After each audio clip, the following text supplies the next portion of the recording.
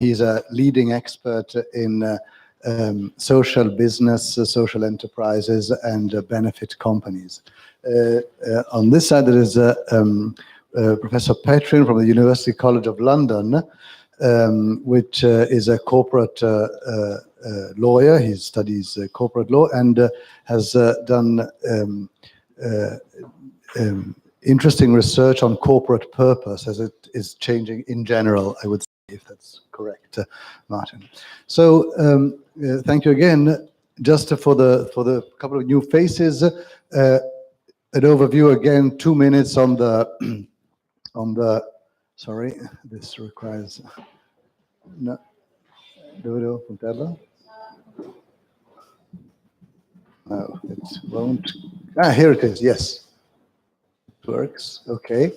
It's just the project. It's what we said this morning, but for the use of who wasn't here this morning, is the idea of developing an alternative approach to do business, having in mind social, environmental sustainability, as well as economic and sustainability and profitability, with a creation of a business ecosystem that touches upon various aspects of doing business in order to further these goals. The project is articulated into 6 pillars, so-called, so 6 different areas of intervention and before of research. Pillar 1 aims at identifying a set of guiding principles that would be common to all the human-centered enterprises, and those will be discussed tomorrow morning. Pillar 2, that is our pillar, is regards the legal and corporate governance options that should be coherent with the guiding principles, and I'll delve into that more deeply. Pillar 3 is deeply interconnected with Pillar 2, as all the other ones, but this even more because it regards financing of the firm, and so any kind of financial instrument, both debt and equity, for human-centered businesses.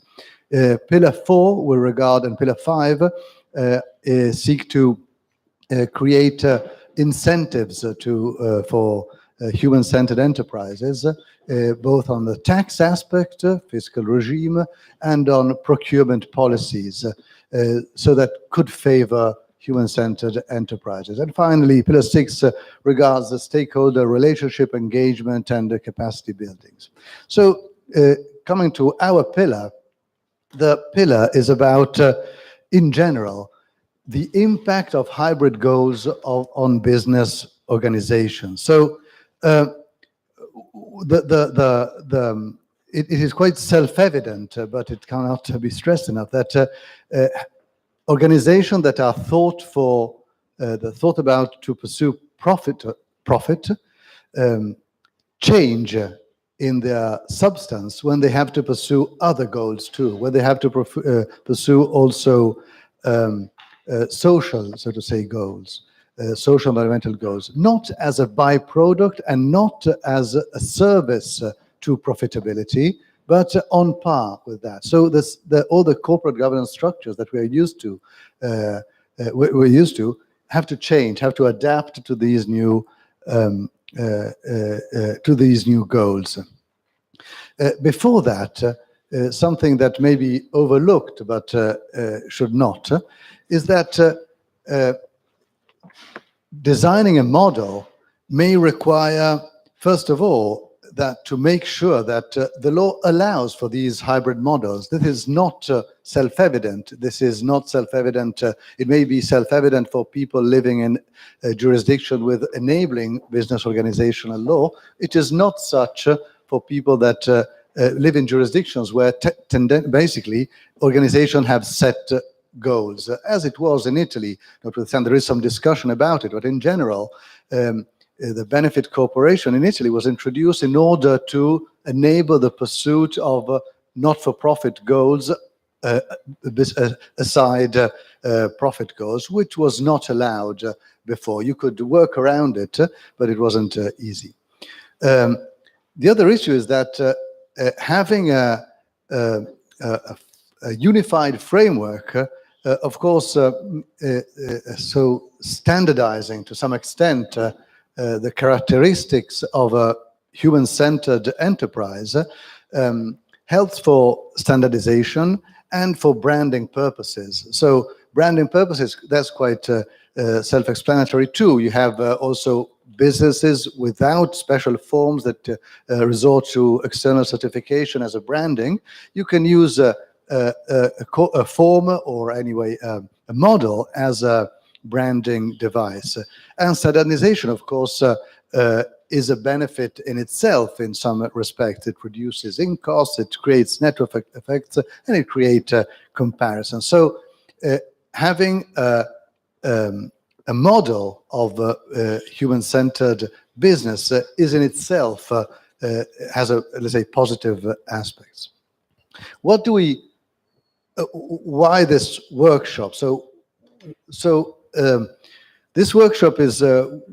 We talked about a paper. It's not properly a paper. It's just sort of a note for discussion. What we wrote with Diletta Lenzi here on my right, and what we would like from this workshop is a critical view from the audience on the main issues that are touched upon by the by the corporate governance profiles, and so both from a scholarly and from an out of experience and expertise outside the scholarly world, and suggestions in what should comprise or what should not comprise be comprised in a human-centered business model framework. So we of course have different ideas. I have some ideas that may be impractical, and I would like to understand from this, let's say, from this workshop, whether some ideas set out which leads we should follow, which are the things we should work on or not. So this is the aim of this workshop. And I will now review the main issues, and then, oh, sorry, no, this è quella sbagliata. È quella, sorry, we just, I'm using the wrong presentation, sorry. Forse non è là dentro. In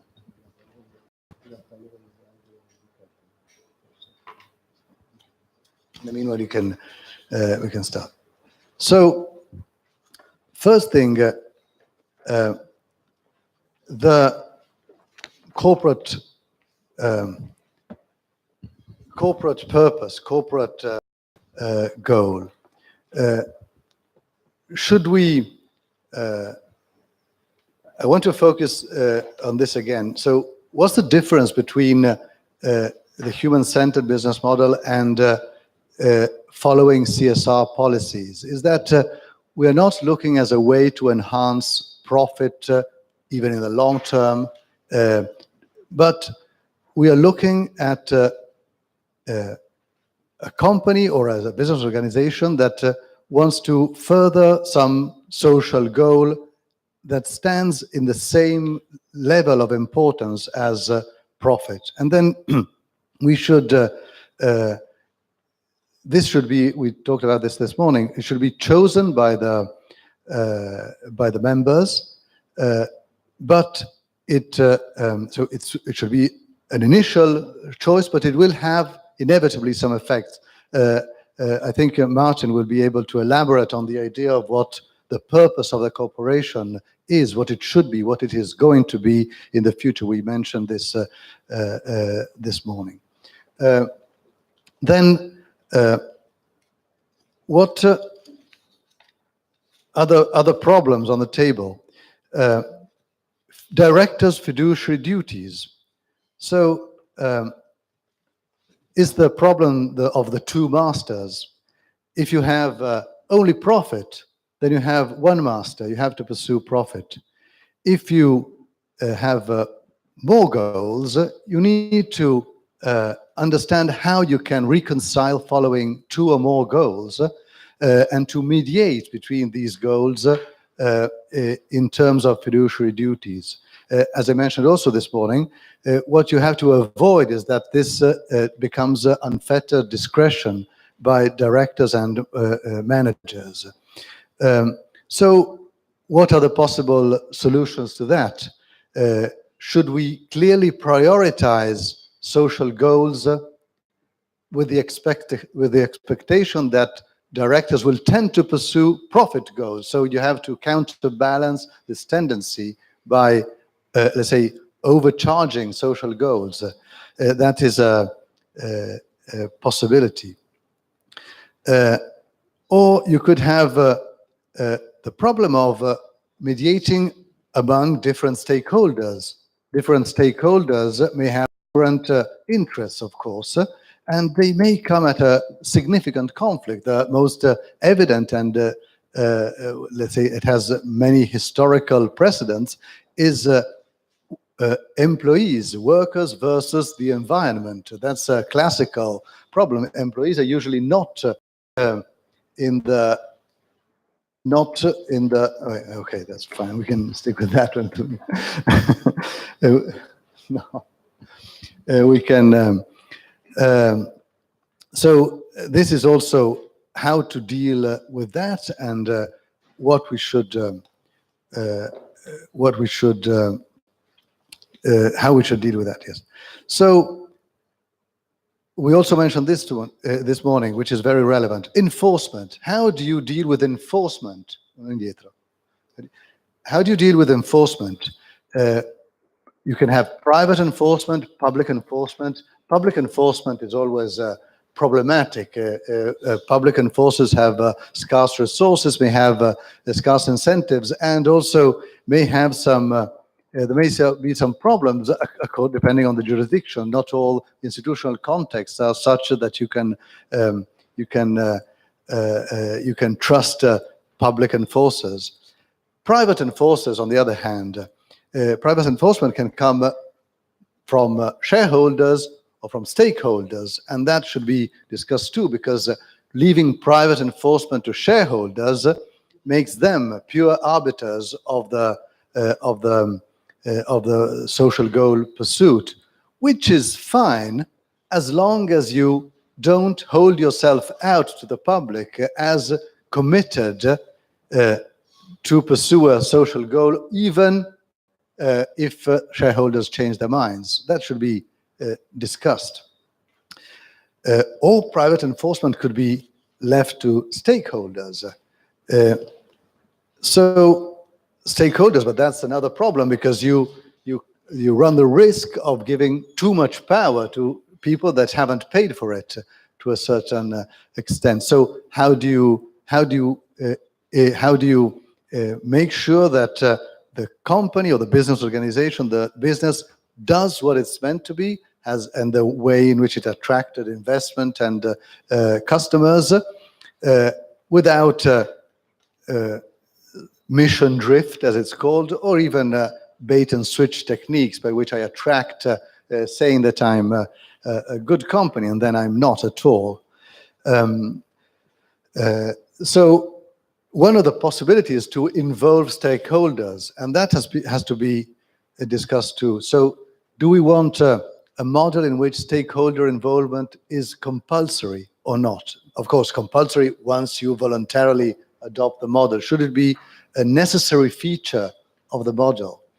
And if so, in which form? How do you tailor it to the different kind of organization and the different kind of stakeholders? So the most classic stakeholder involvement is employee. That's kind of easier. They are a relatively homogeneous stakeholder group. They are easy to reach, easily informed, and there is a long tradition of co-determination in many states that are also economically successful.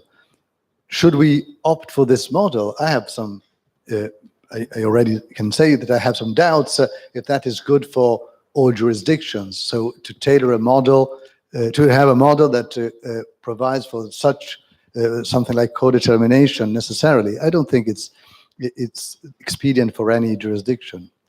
And even, and again, enforcement mechanism for shareholders. Also, this is on the verge between profits and not profits. Do we want capital lock-in? Do we want to make sure that capital raised appealing to the public with positive, with the idea of doing something positive is locked into something that's social stream? Do we want to put limits on what you can do with the capital, where it ends up in dissolution, where it is distributed? Do you want to limit dividend distribution? We have different models. It's interesting enough that when you talk about social business, in the US, commonly, when you talk about common social business, it does not entail profit distribution constraints. So if you talk about a social business in the US, you talk about benefit corporations that have no limit to profit distribution. When you talk about social enterprises in Europe, you have profit distribution limits lingering somewhere. It's not defined. You had a model in Italy in which there was a total profit distribution until recently. Now you can distribute half of the profits, basically. And in the EU, you expect the most of the profits to be reinvested in the enterprise. Okay, most is probably more than 50%, but can you distribute the other ones? What can you do with the profits? Can you distribute them or not?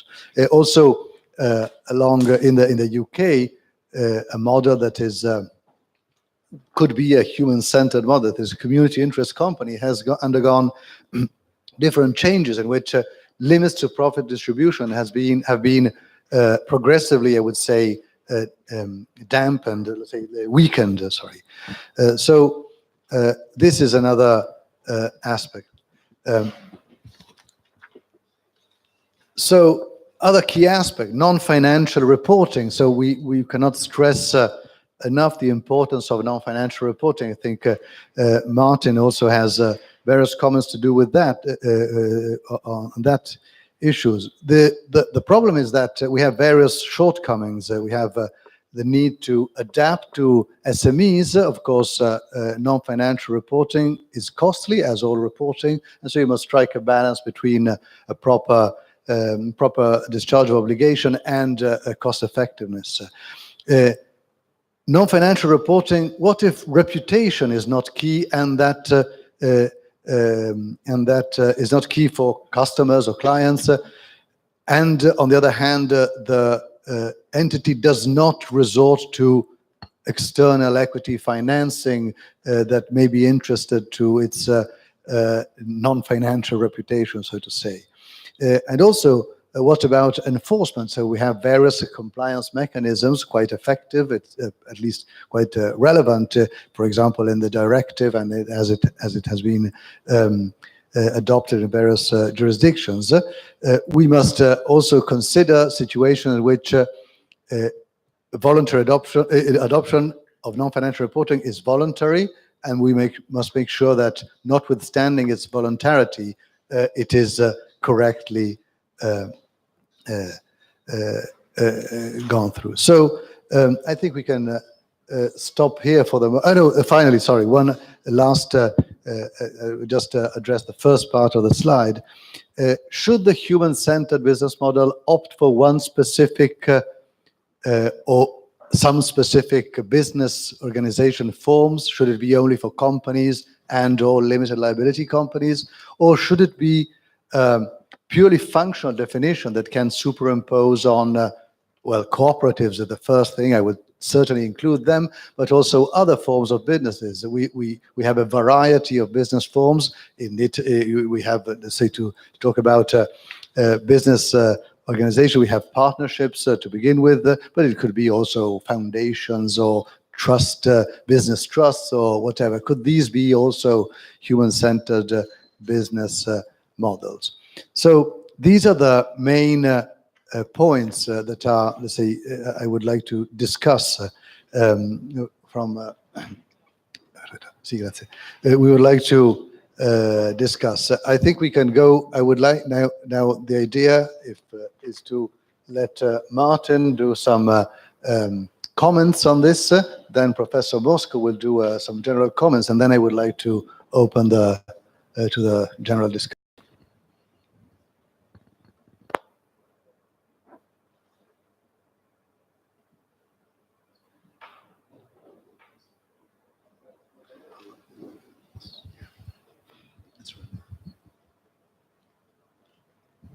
Okay, so thank you very much, first of all, organizers for this wonderful event, and thank you to Professor Zorzi for inviting me.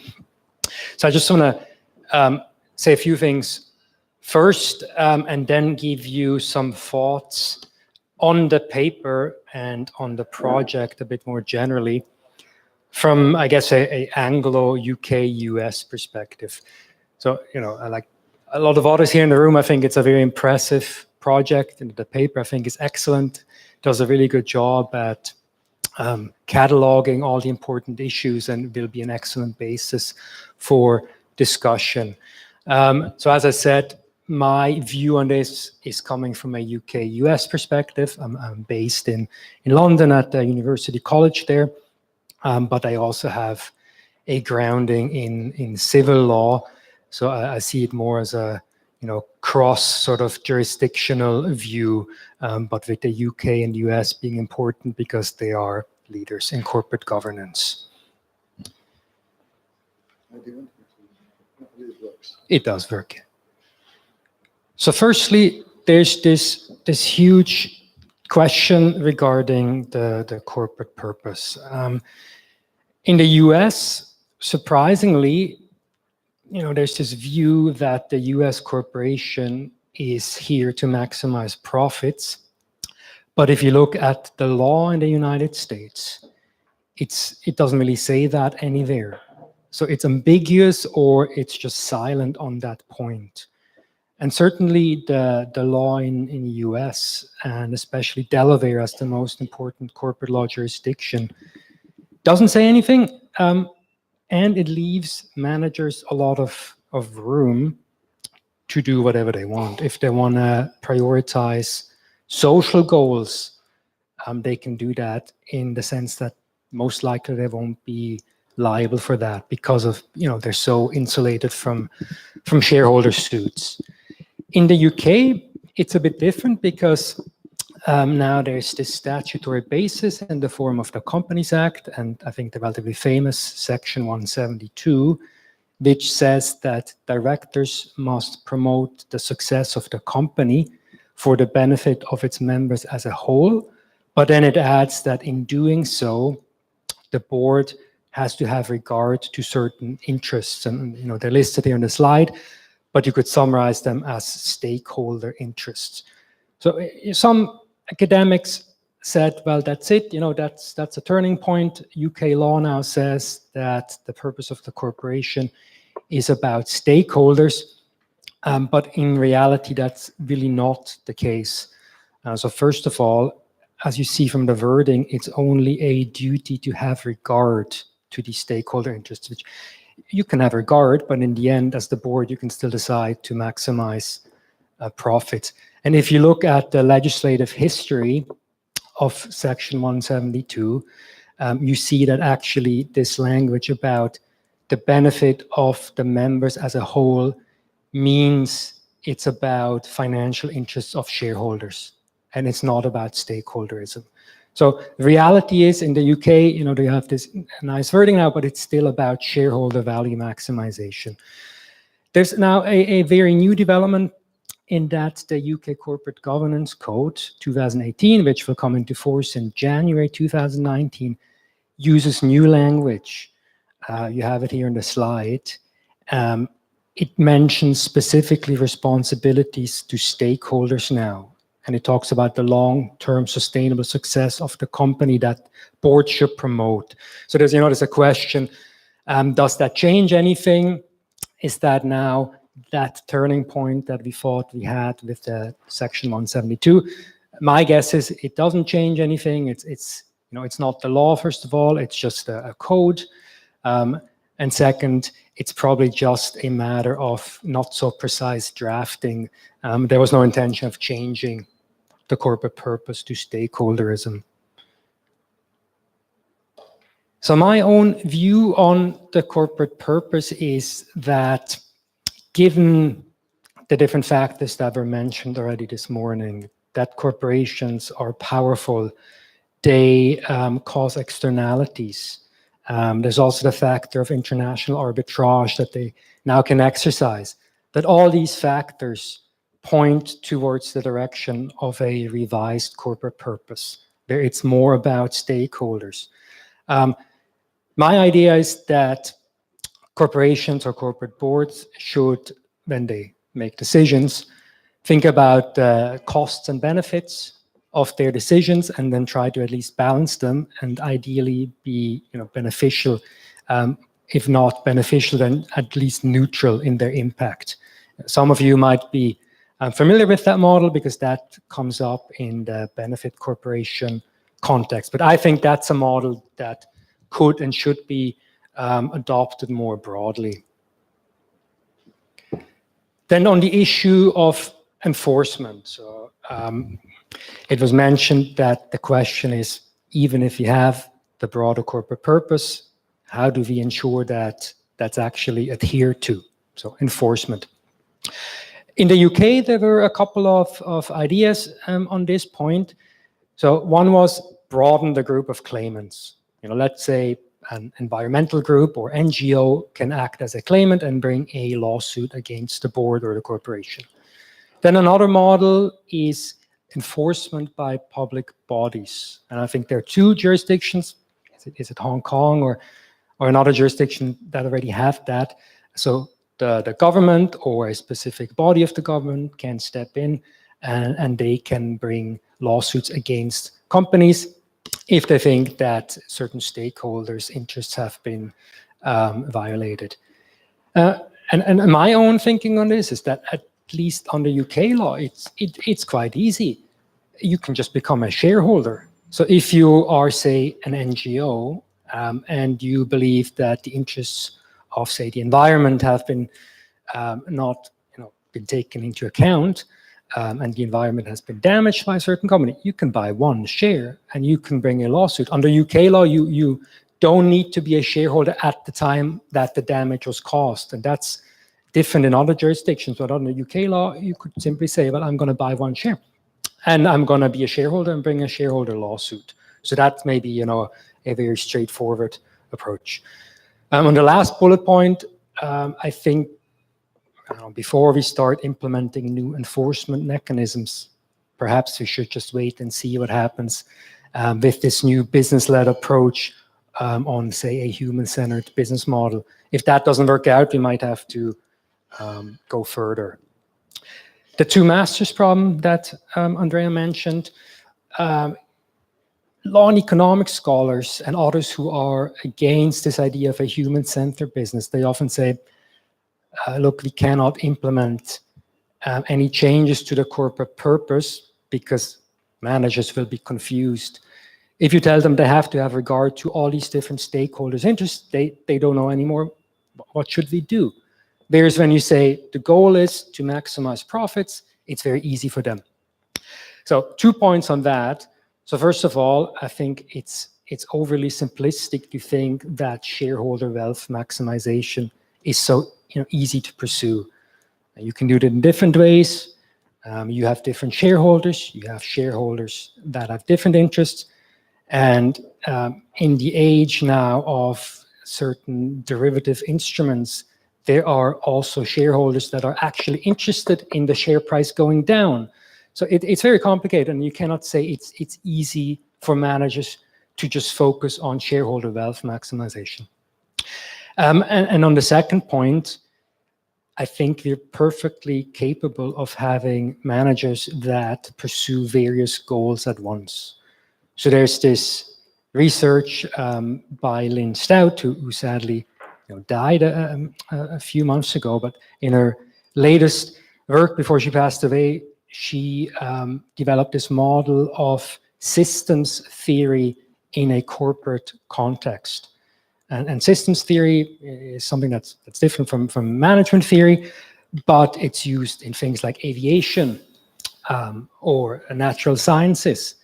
And that clearly shows that that managers would easily be able to optimize even if they have goals and sub-goals. So that's something we are able of doing, that really shouldn't be an excuse not to adopt a human-centered business model. On governance mechanisms, just briefly, the UK has never believed in it. not because they think employees are not important, because the traditional thinking was that employee interests should be pursued through other channels and not through corporate governance. There's a bit of a reversal in that thinking now. The new government, or not so new government anymore, the May government since 2016 has introduced proposals which would basically say the UK will adopt co-determination. But now they're kind of busy with a little thing called Brexit, so that's on the back burner right now. But there's a trend towards that. Personally, I think it's an interesting idea, but there are a couple of concerns, amongst them being the fact, which was also mentioned, that employees have certain interests and they do not necessarily coincide with other stakeholders' interests. Look at the Volkswagen emission scandal. Volkswagen has employee representatives, but they are not really that concerned, or were not that concerned with the environment in that particular situation. So there's a divergence of interests between stakeholders, and we shouldn't think that just putting a group of stakeholders on the board will necessarily mean that things are going to be better for other stakeholders or society at large.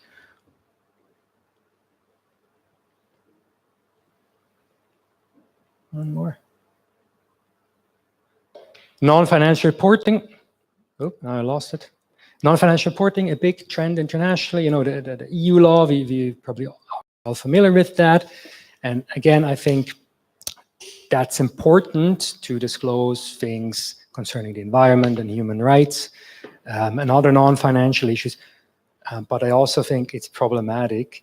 And the problem being that governments have used it so far just as a form. So in the UK, it's something that I looked at, and it became clear that the government introduces these obligations to disclose, and they treat it as a substitute for direct interventions. It's a compromise. It's something that gives the government the ability to say, look, we've taken care of this issue. It doesn't really hurt business because, disclosing is not that big of a deal, but it doesn't do very much. But the government can say, look, we did something on the CSR front. We're really a progressive government, but I think that's what I call indirect regulation, and it does not replace direct regulation. And I think the issue would be if you just rely on that and think, okay, we did that, we have disclosure moving on, that would be a mistake. So it can't be more than just an additional measure. It cannot solve issues by itself. And just before I close, a few general observations about the project. As I said, it's an excellent project. One concern that I would have is that there's already so much out there. The OECD has guidelines and principles.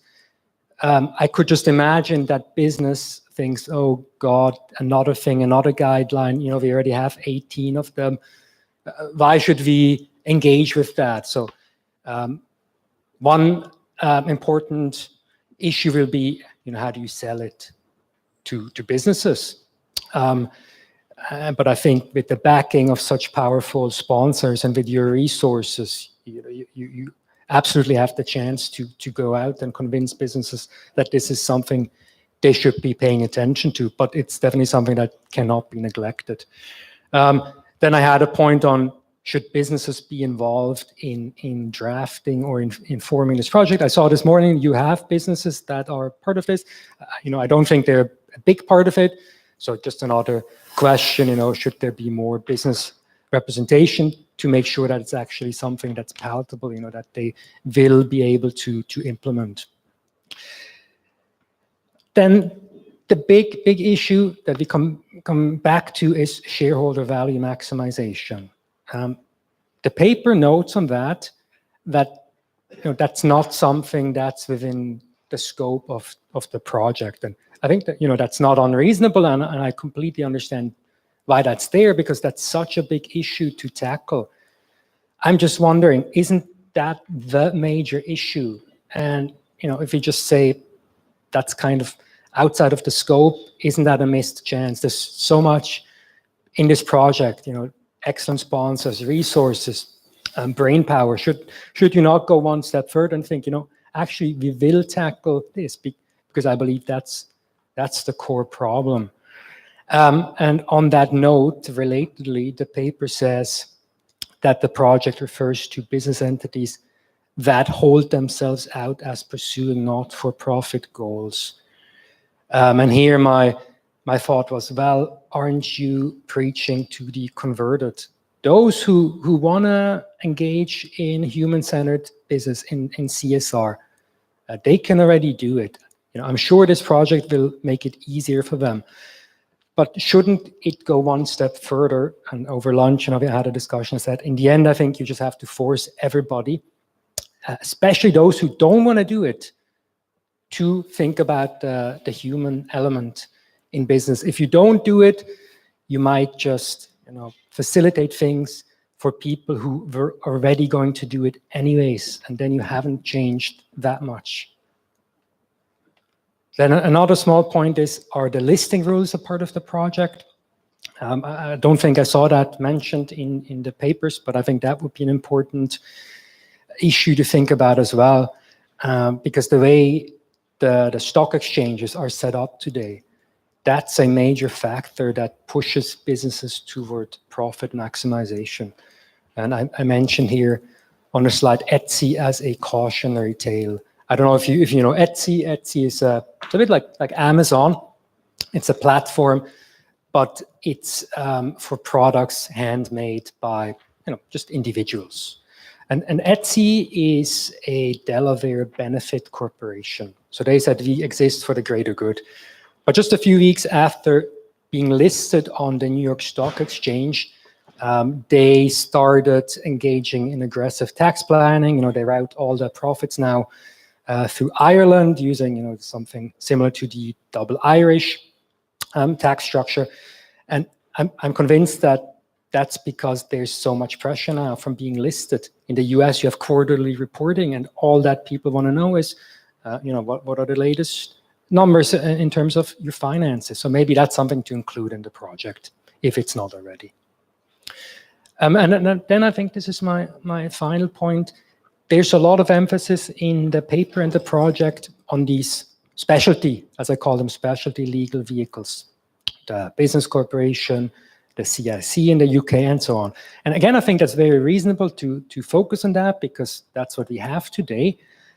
But thinking ahead, my concern is that if you put too much emphasis on these specialty legal vehicles, that you end up with what an academic in the US has called the ghettoization of corporate responsibility, meaning that everybody who wants to do it will be doing it via these benefit or similar corporations, but the other businesses, they just continue doing it via the normal business corporation, and they are not subject to any of these obligations or values, but that's actually where the important players are. But they'll say, yeah, I'm not a benefit corporation. I really don't have anything to do with that. Let those people do it with the benefit or CIC company. And I think that's a concern, because it would give the major players a way out in that they can simply say, we will continue doing what we're doing, and we're not part of this model. We're not a benefit corporation, and then everything will be pushed to the side. So those are my remarks. Thank you very much, and I look forward to now, I guess, the next 1.5 hours of discussion. Thank you very much.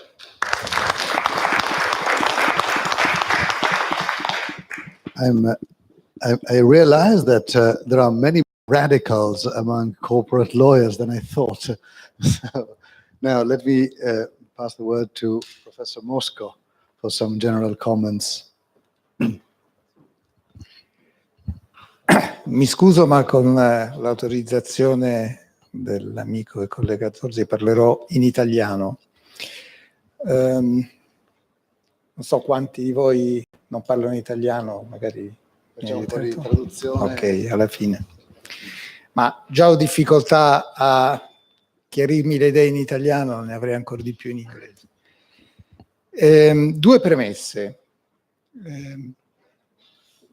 La prima è questa: io penso che la linea di tendenza a livello internazionale, pur con molte difficoltà e incertezze, sia verso un cosiddetto quarto settore, che non è semplicemente il settore delle società lucrative che si prefiggono benefici sociali, dal mio punto di vista, ma è un settore nel quale convergono gli altri.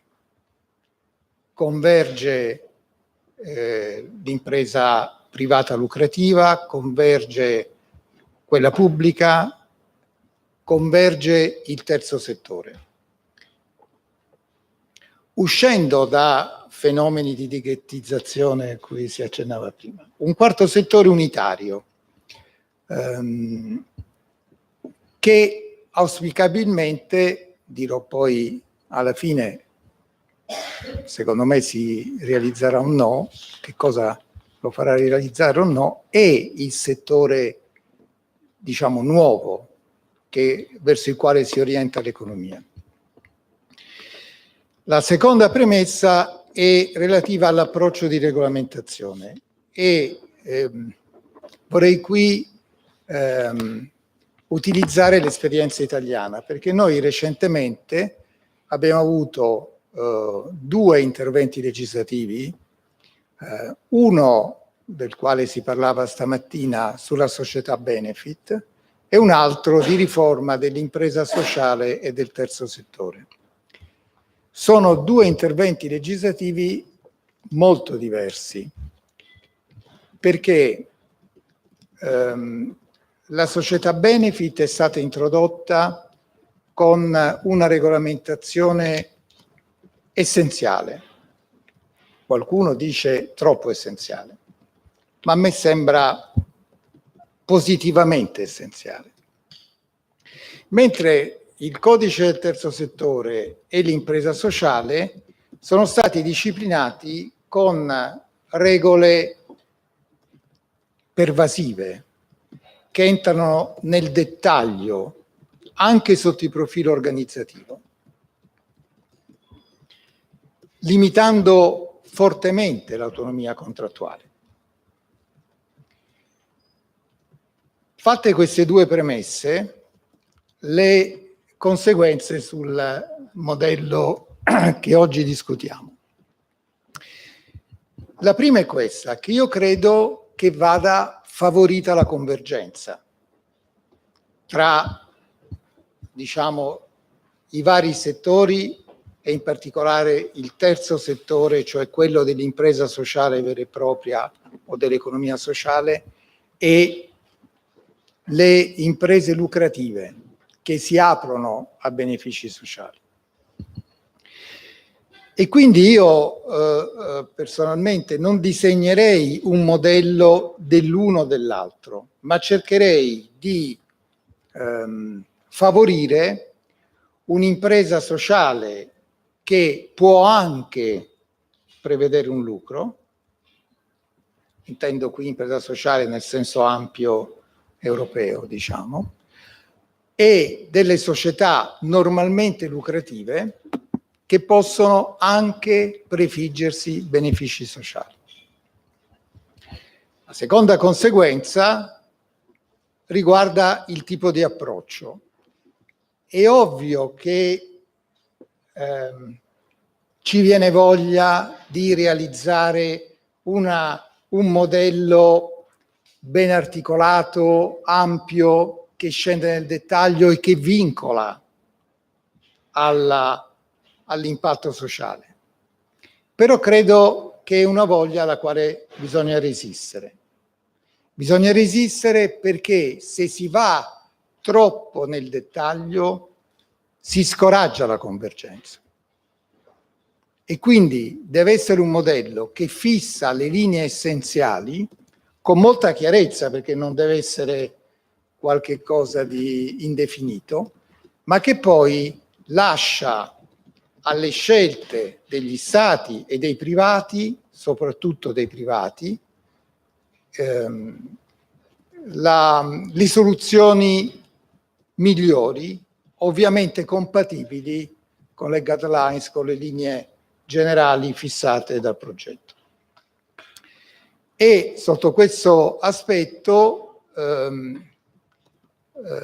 lasciatemi dire la mia preferenza rispetto all'alternativa che c'è a livello internazionale tra un modello come in Gran Bretagna, negli Stati Uniti, e invece chiamiamola un'etichetta, una qualifica che si adatta a vari tipi societari e anche non societari. La mia preferenza per questa seconda possibilità, e cioè non di introdurre un modello specifico, ma di lasciare libertà di utilizzare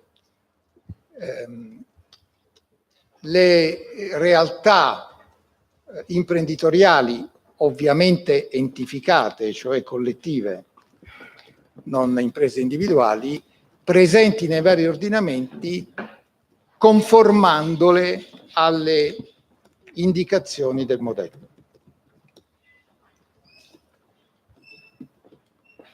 Se sì.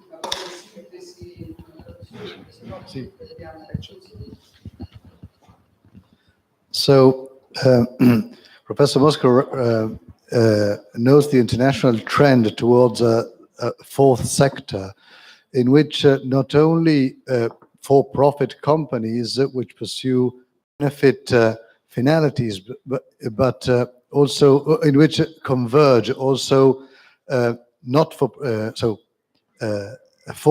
only, let's say, a fourth sector convergence between in which converge profit companies which pursue benefit finalities and also publicly owned companies and also that pursue public finalities and social enterprises as we normally use them. So they tend to converge in one big sector, and the opposite of a ghettoization as has been defined before. The second premise is which regulatory approach we should have. As an example, in Italy, we have recently had two different statutes on benefit companies and on social enterprises. With regard to benefit companies, we have a very slim regulation, very essential. Instead, with social enterprises, we have a very detailed and pervasive rules that touch upon also organizational internal profiles of the entity. So given these premises, the convergence on a macro sector, let's say, and the preferred regulatory style, what consequences should we draw for the human-centered business model? First is to favor convergence of different sectors. So he believes that it is a positive trend to have this convergence. And so one should favor both social enterprises and enable them to pursue profit and enable normal profit companies to pursue social goals. So we should allow them to converge. And what approach, let's say, as a reflection of the regulatory approach we mentioned before? So one may have the temptation to look into and try to design a detailed model, detailed rules, but one should try to abstain from this temptation. It should be, one should only set very, very clear points, basic points, and then leave to state regulation and even more, especially private ordering, private individual ordering, the best to tailor the best solution. His preference at the international level in this regard is there are two possibilities of regulation: to have a model, a specific model, as is the US Benefit Corporation, or a label that you can superimpose upon any kind of business organization. And his preference is towards this second type of regulation.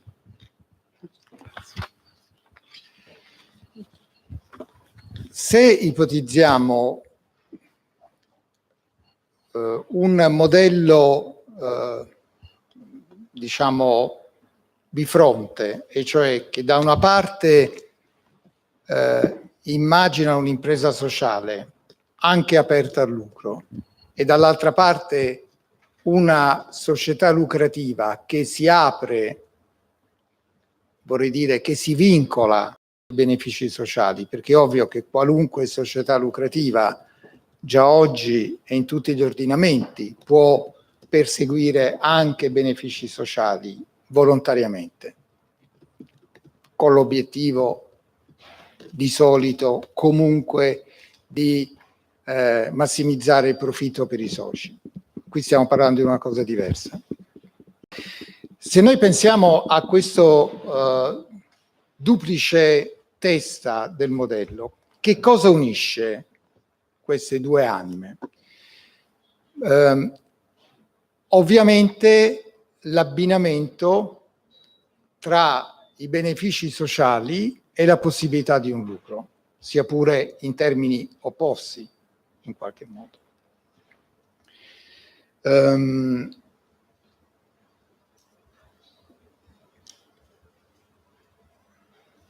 Il fatto che questi benefici sociali devono essere realizzati attraverso l'attività imprenditoriale.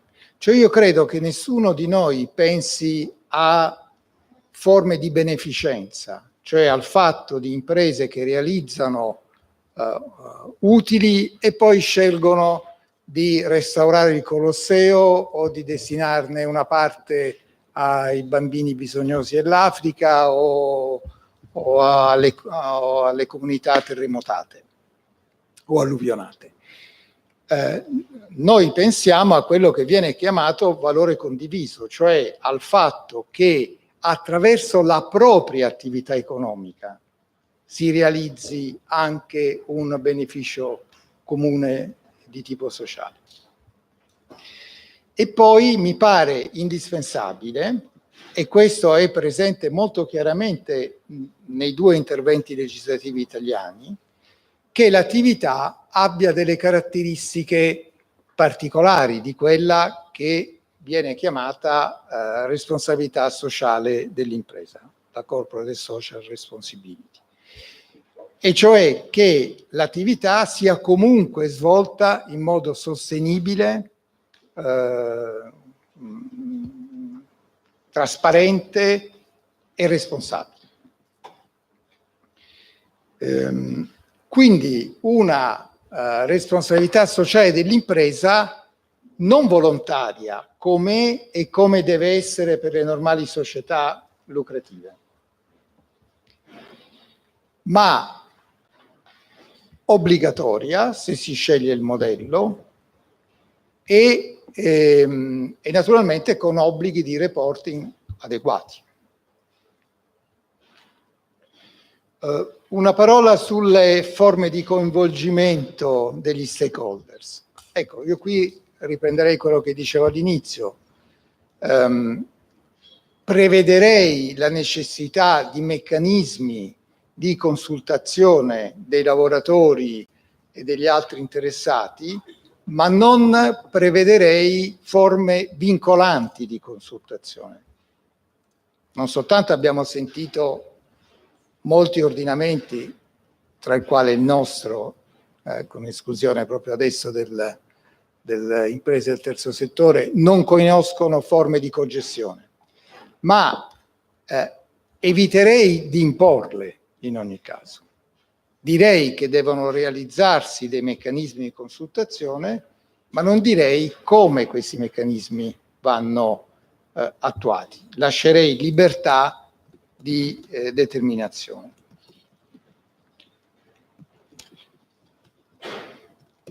Non so se vuoi. So if you hypothesize a model in which you have social enterprise that pursue profit and a profit company that commits itself to social benefit, it's not just carrying it out, but it's committing properly to that. How do you unite what unites these souls. So social benefit and profit are united by the fact that social benefit must be pursued through business, not just as a destination of profit to charitable causes. We are discussing of what is usually referred to as a shared value. So it's the way in which you carry out business that qualifies as pursuing both profit and social benefit. It is also very important that the activity is carried out respecting CSR principles. It should be carried out, so it's not only what kind of activity you do, but also how you do it. You must carry it out in a sustainable, transparent, and responsible manner. And how do you involve stakeholders? Professor Mosco believes that stakeholders should be consulted, should be involved, but not in a binding manner, including employees. You should suggest, you should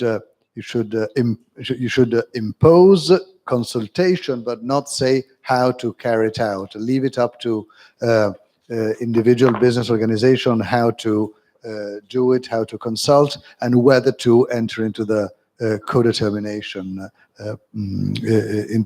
co-determination system.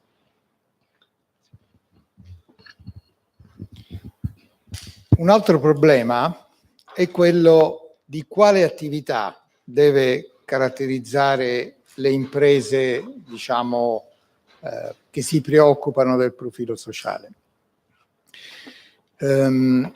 Qui la differenza tra le due teste del modello secondo me deve essere molto netta, in questo senso, che mentre per le società benefit, chiamiamole così in senso ampio, le benefit corporations, deve esserci piena libertà di attività, cioè non si può, a mio avviso, imporre una specifica attività di interesse generale. E nell'ambito della loro attività che devono essere perseguiti, quale che sia questa attività, i benefici sociali. Invece, per l'impresa sociale vera e propria, diciamo così, necessariamente assume rilievo anche per via della indeterminatezza di uno scopo di utilità sociale, quale attività esercitano.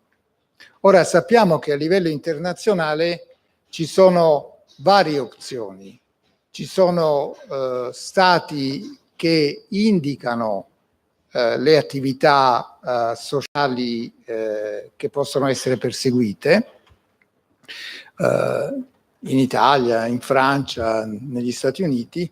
Ce ne sono altre che invece lasciano all'autonomia privata definire qual è l'attività sociale perseguita.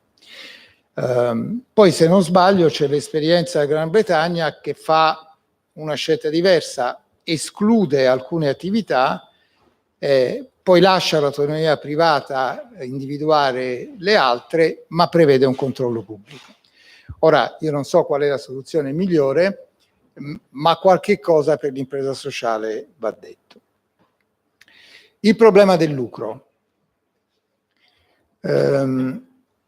Io non prevederei limiti per le società benefit, cioè le società lucrative che hanno anche un obiettivo sociale.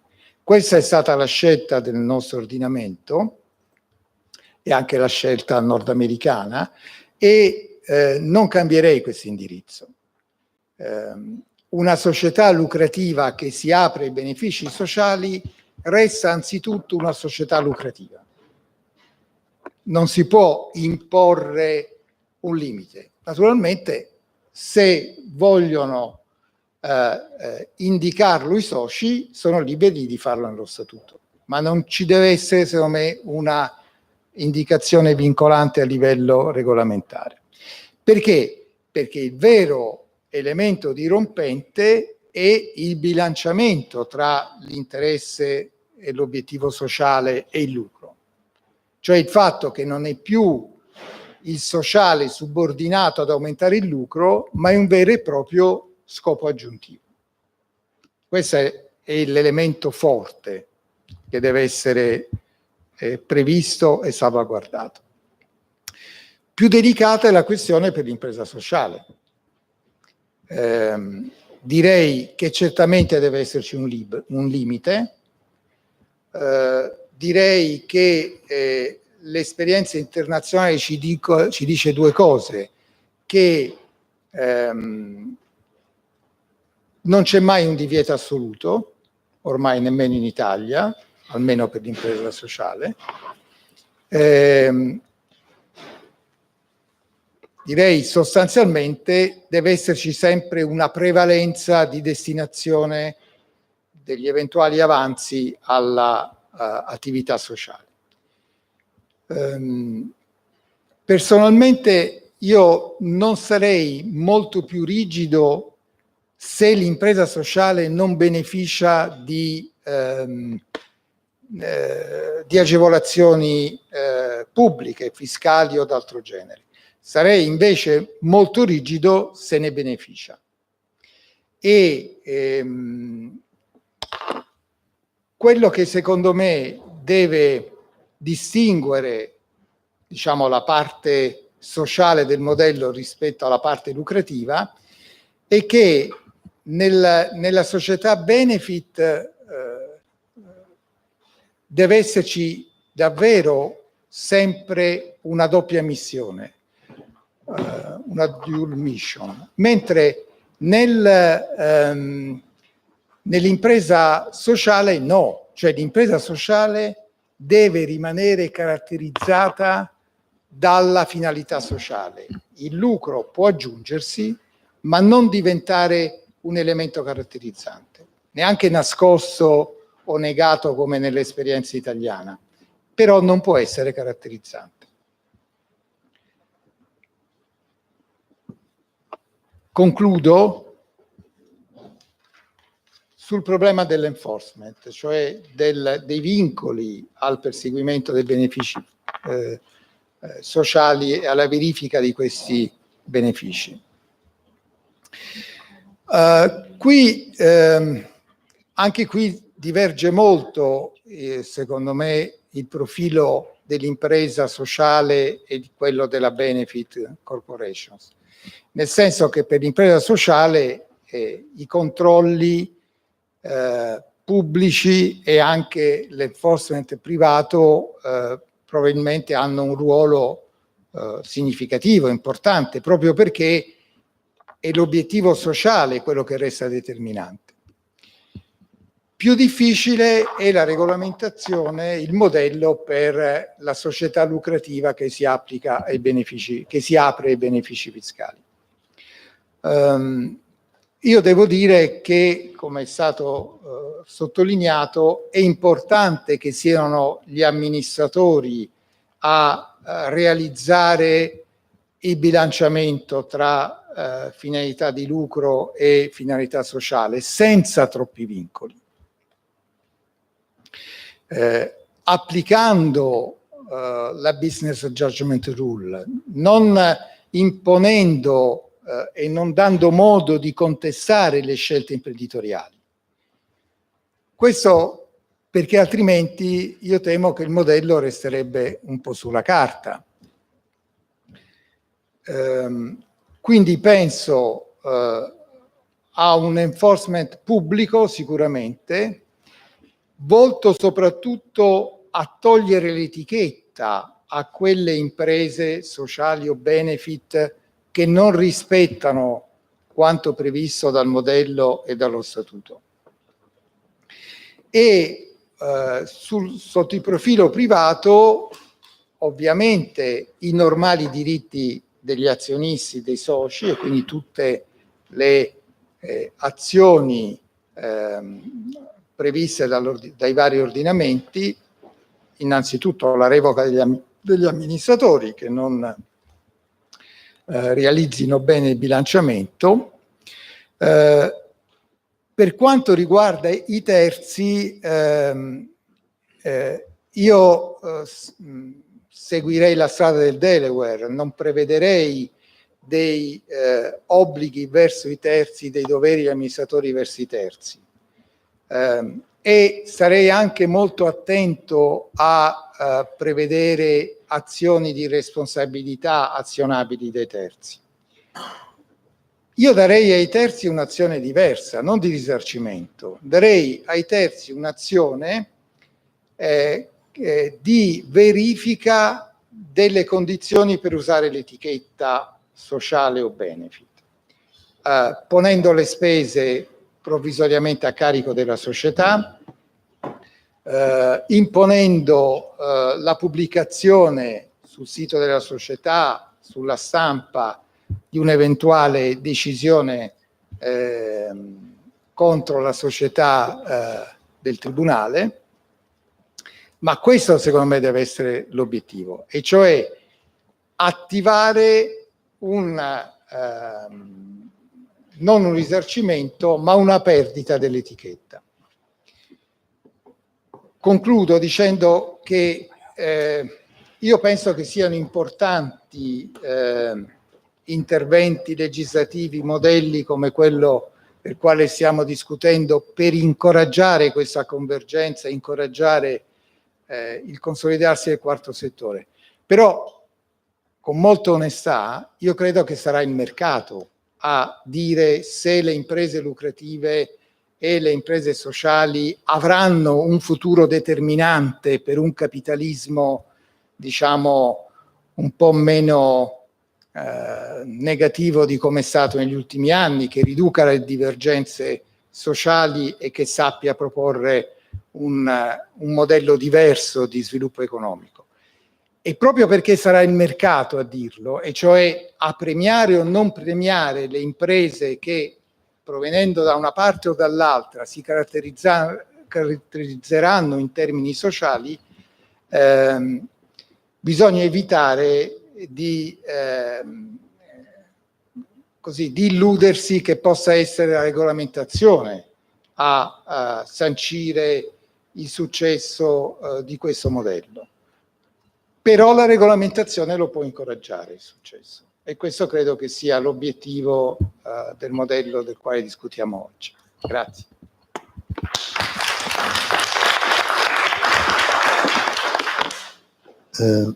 Sorry.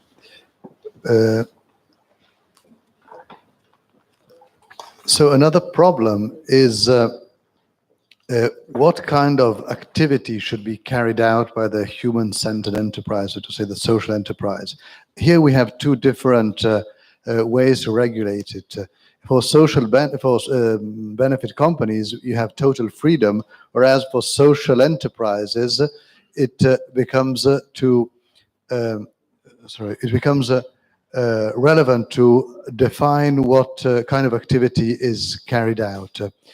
There are various examples of regulation at the international level. In some places you have total freedom, in others you have a list of activities. In the UK you have something in the middle, you have some activities that are excluded from the possibility of social enterprises carrying them out, and freedom for the other ones, but with public control. Should there be a limit to profit distribution? Well, certainly not for for benefit companies, and Professor Moscow would not change that provision. For-profit company that opens up to social goals, becoming a benefit company, remains a for-profit companies. Shareholders should be free to do so, because the qualifying aspect is the balancing of the profit and the social goals.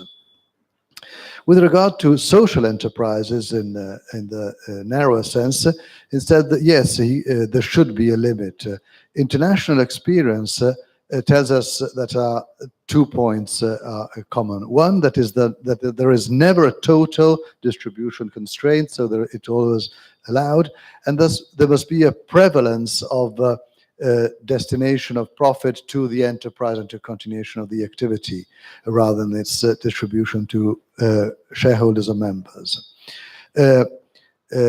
The choice should be more rigorous, more stricter, if the social enterprises uses public benefits. So if it has some kind of advantage, then in that case, one should be stricter. What should sorry. Yes, what should remain clearly distinguished between social enterprises and benefit companies is that while benefit companies always have a dual mission, profit and social goals, instead social enterprises have primarily a social goal, and then you can have a profit alongside it, but it should never become the qualifying aspect. With reference to enforcement, also here you should have a difference between social enterprises and benefit companies. For social enterprises, public enforcement makes sense. It is more difficult to say so for benefit companies. It is important that it is left to director to do the balancing without too many limits, with a decision covered by business judgment rule and without questioning the business choices. Public enforcement should rather focus on removing the social, benefit company label from those companies that do not respect social goals. This also touches upon private enforcement. So private enforcement with reference to shareholders, they should have the usual company law remedies, including the removal of directors. But with regard to third parties instead, he agrees with the choice of not giving any enforceable duty towards third parties, and at least with regard to liability. However, one hypothesis would be to give third parties an action to challenge the conditions for using the qualification of benefit companies, the label or the qualification, with some devices to minimize costs, putting expenses on the company and providing for disclosure of this request for the checking of the status or the legitimacy of the status. Concluding, these models are very important, but it will be the market to decide whether there is space for social enterprises. And we should not believe that regulation can do the job instead of the market. Of course, regulation can encourage it and make it easier.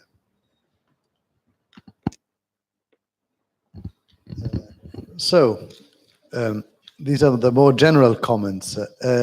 I think we can open the discussion. Do you want to comment directly? So we have some comments from Marco Palmieri and some comments from the Secretary General and from Marco. I would let perhaps Marco to begin. Marco Palmieri. He teaches business law at the university. The Catholic University of Milan, right?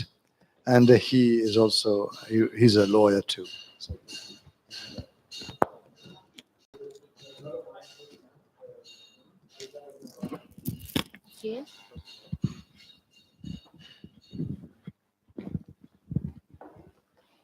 Thank you, Andrea, and I'm very happy to be here because your paper is very interesting and I've learned so much.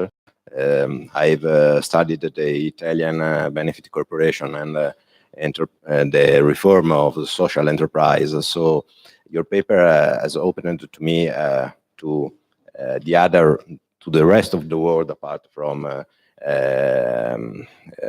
United States and European world. But I've seen that so the social enterprises and benefit corporations are spreading around the world. And it's interesting to me to see that, and I go to the first suggestion for you, that all your studies cover yes, Latin America, Asia, Australia, and so on. But you don't you haven't found any solution in north of Europe and in Germany, for example. And so it's interesting to me because it seems that the social state, where there is a strong social state, probably there isn't a need for this kind of business model. And another question is Germany, Austria, most of Eastern countries have a co-determination that you have said before. So I think that co-determination, Mitbestimmung, is a way of yes, manage different goals. And probably I understand that involving workers in management could create conflicts. The Volkswagen case is significant. But if you consider the human-centered business model as a model for small and medium enterprises, probably workers are the best way to involve communities, because in small business, normally workers are the community around the enterprise.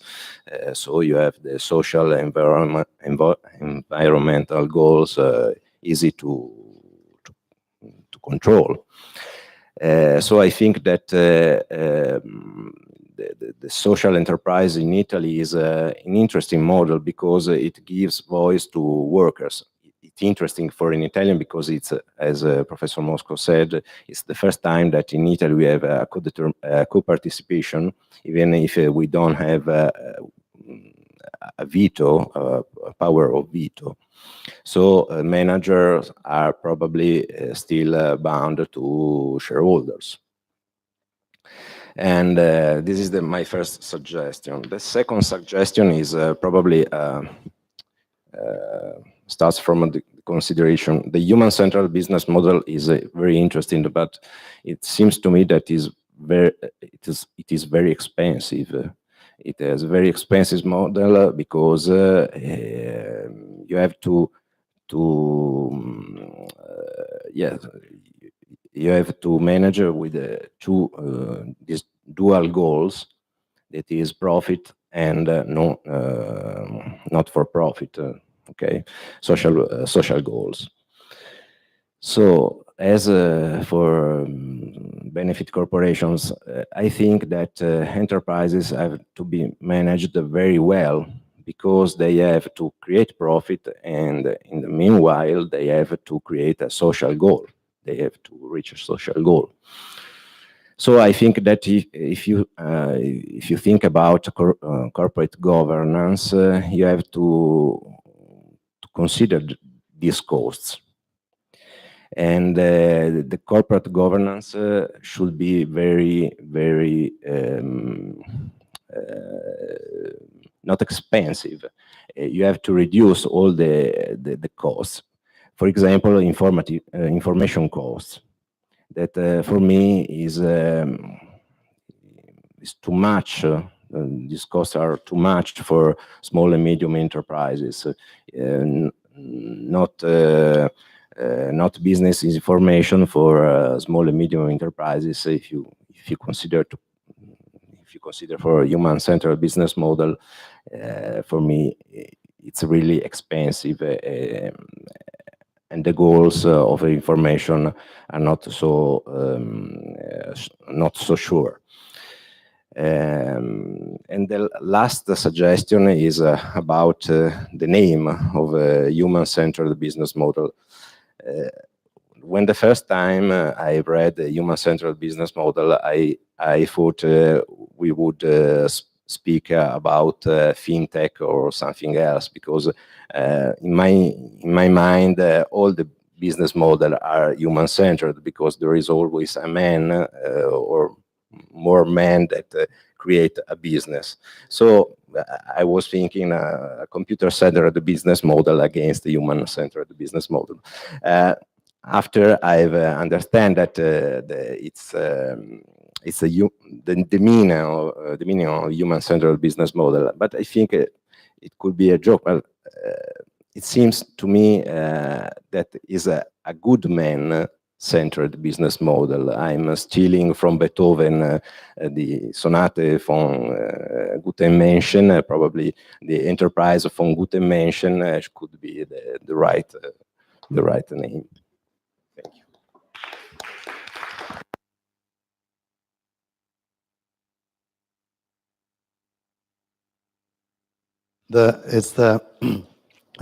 It's the second comment on the name we had today. I won't mention where the first gun came from.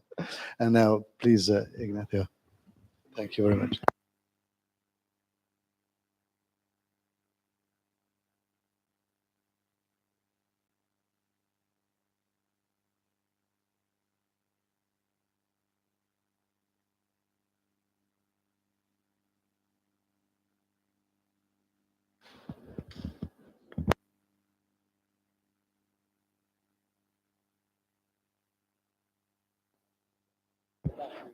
Maybe you need to, there you go.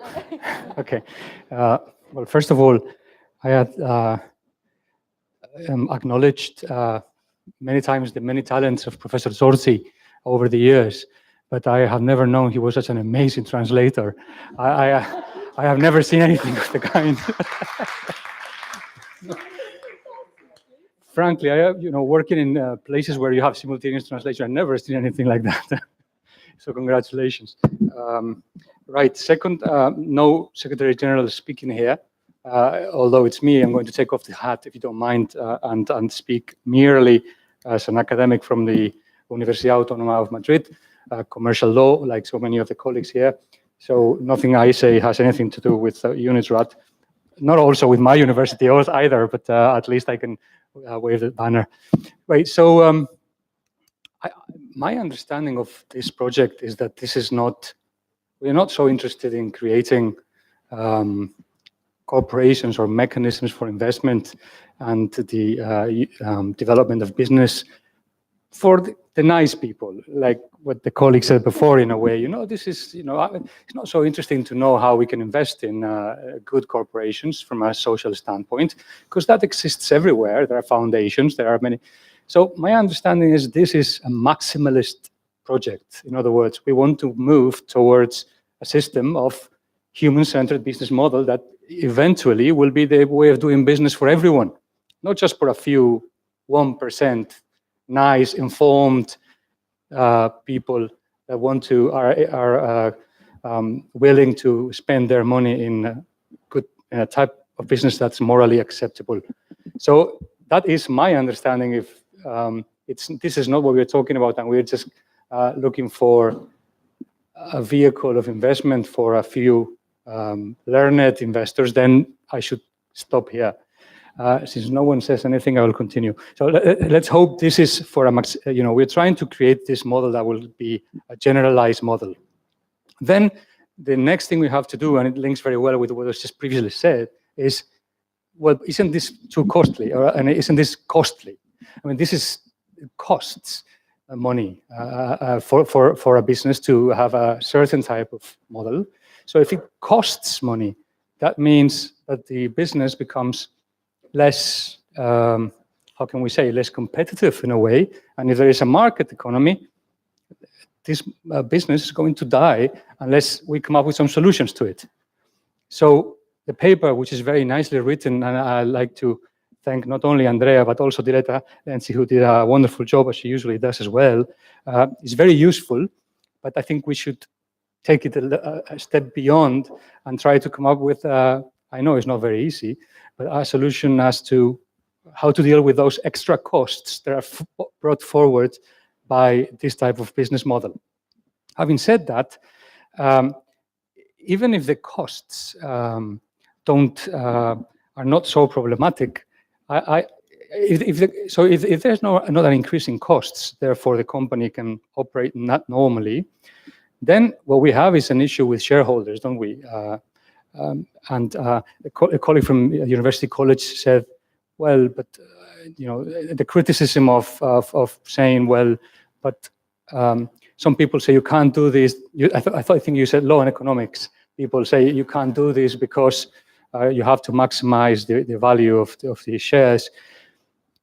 And that's not something that's so easy, because shareholders are different. You might have a share because you have it as an investment. Some other people might have it because they have a different type of reason. With due respect, that's not what they mean. In my opinion, what is meant by corporate interest is a maximization of the business independently of who holds the shares. So it is you as a manager have to maximize the value of the business independently of who is the holder. So if the holder of the interest wants to have it because it's just nice to have shares, or because it wants to compete, or that's irrelevant to me. You will be a very good manager if you maximize the value. So it's independent on who is the holder. And we have another issue that needs to be addressed, which is then, if you are a manager and you need to decide how to invest and how to manage a business in a way that is appropriate morally, then there can be conflicts within. So even if I want to maximize, so let's say we incorporate to the business model the need to have responsible environmental policies, or to invest a certain amount of money in damaged or impoverished communities. Well, all those things are possible, but sometimes they conflict.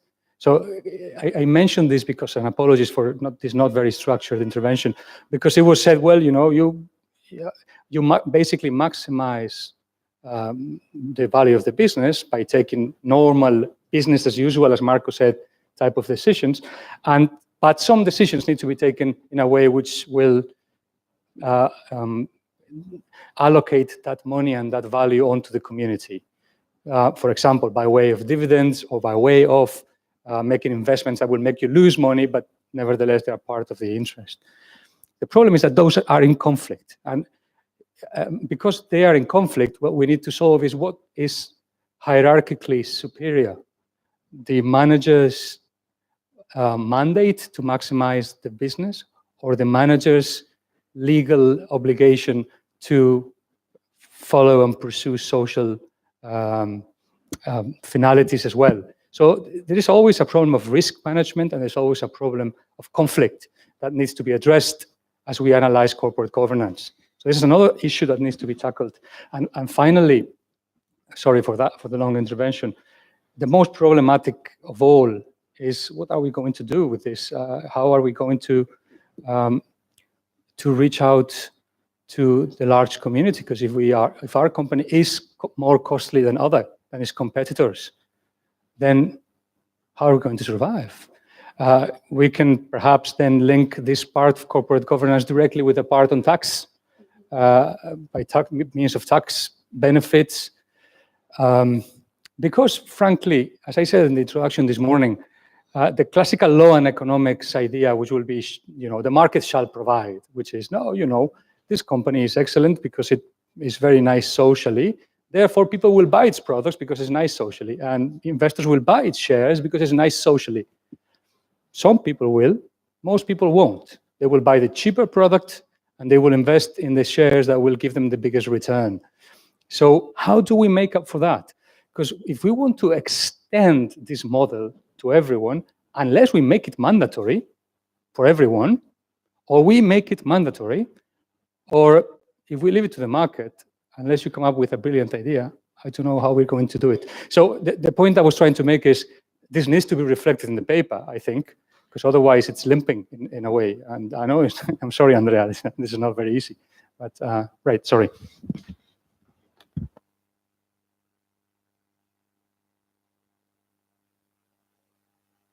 I will just, and I will open up to comments. I just want to say, because to frame the two things that Professor Tirado said. So with regard to the conflicting goals, I didn't show the slide, but because no, I don't have it. I have the idea is still too vague and probably is conflicting with what is coming out from today as a very soft model. But I imagine stakeholders as in a position that are super preferred shareholders. They are equity holders subordinated to debt claimants, to creditors, but that are preferred to shareholders. And I think that's, if you imagine it in the financial structure of the company, then that will be able to solve some issues. So you set out your, you have a way to do business in a sustainable way, let's say without polluting too much, etc. And then you have designated stakeholder beneficiaries that not necessarily are the whole arch of stakeholders. I think you should have a common core, and then you should be allowed to choose among some stakeholder categories. And at that point, you should, and then you can discuss on whether you should give direct rights to shareholders, and perhaps it's not the case. But still, when you, in the managerial decision making, if you put them in an intermediate between, let's say, before all the equity, so you have to pay your debts, do good, and then pay profit, let's say. That's, I think if you do it in this order, it may help solving conflict. With regard to the costs, that's clearly, so as we wrote it down, and that touches upon an issue that Laurence Costa, what do we do with developing countries, let's say.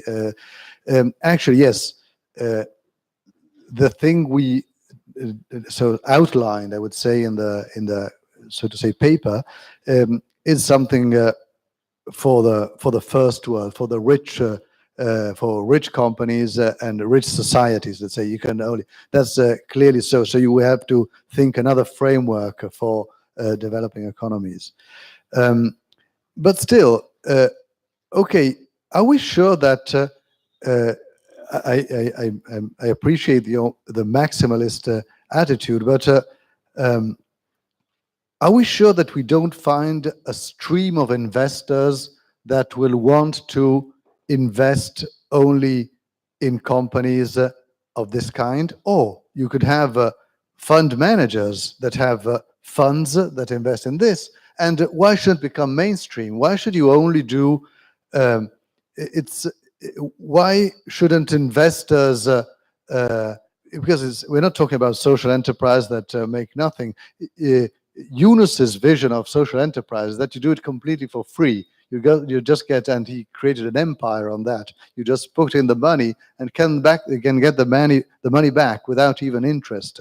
That's so between that and pure profit, there is a lot of something in the middle. So you may want to, I don't know if we were talking about that with Margherita Bianchini. If BlackRock starts saying that it will use 10% of its funds to invest in this kind of enterprise, that's at that point they have a competitive advantage only for that. I mean, just if you have a sub-index investing in of that kind, you basically you already made it, I think. No? There is also a realistic evaluation of the risk approach, which is often present in this kind of reality, which may lead the investor's choice. As Tom clearly said today, some of these companies, I mean, investing in venture activity or detail risk control may be attractive for this reason. So this is also not idealistic, but a very concrete reason which may lead stable and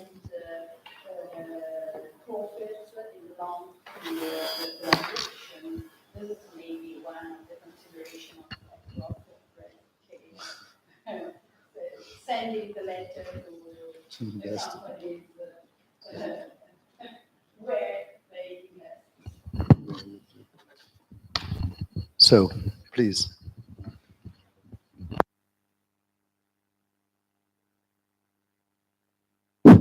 Yes.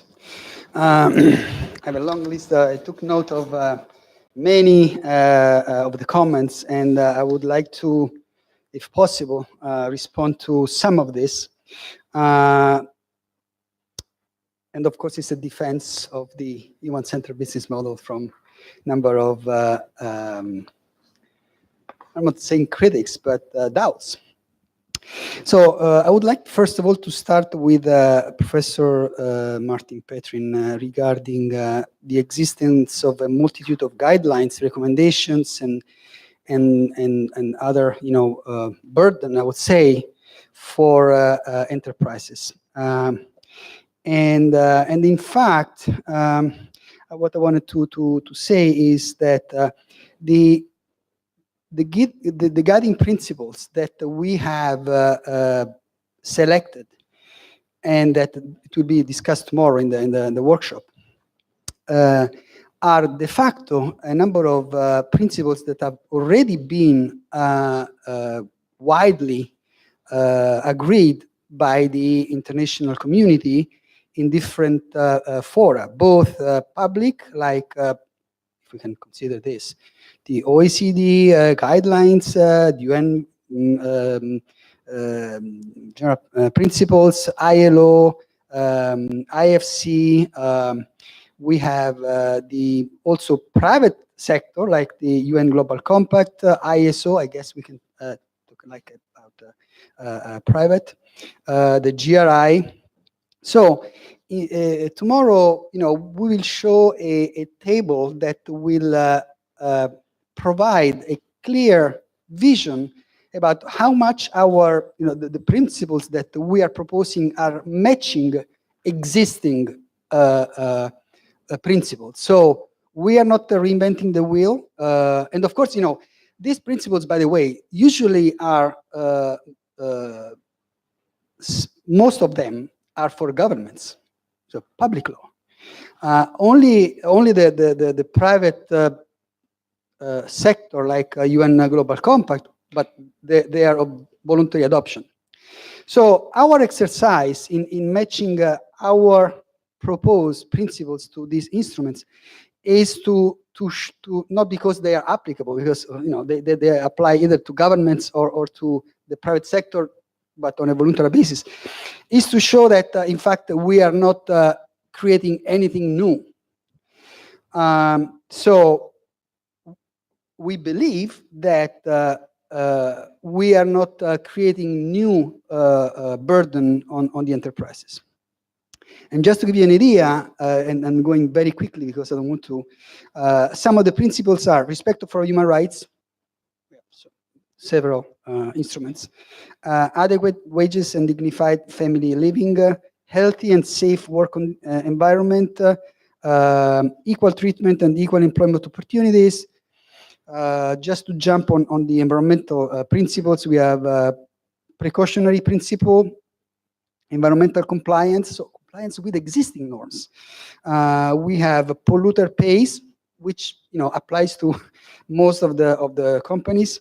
The minimize consumption of material and water resources, energy consumption optimization, and so on. Then we have an entire set of other ethical and integrity principles, including anti-corruption, anti-money laundering, tax evasion, fair competition. Again, some of these, many of these, are already in some countries, in especially developed countries, they are already obligations, legal obligations. So if we talk about corruption and money laundering, I mean, there are national laws. So we are not adding any task. We are just suggesting in our model of doing business, which we wanted to, instead of trying to fix issues that are specific to different models, we say we started by saying, let's start from scratch. What should be the values of an enterprise that has the human being at the center?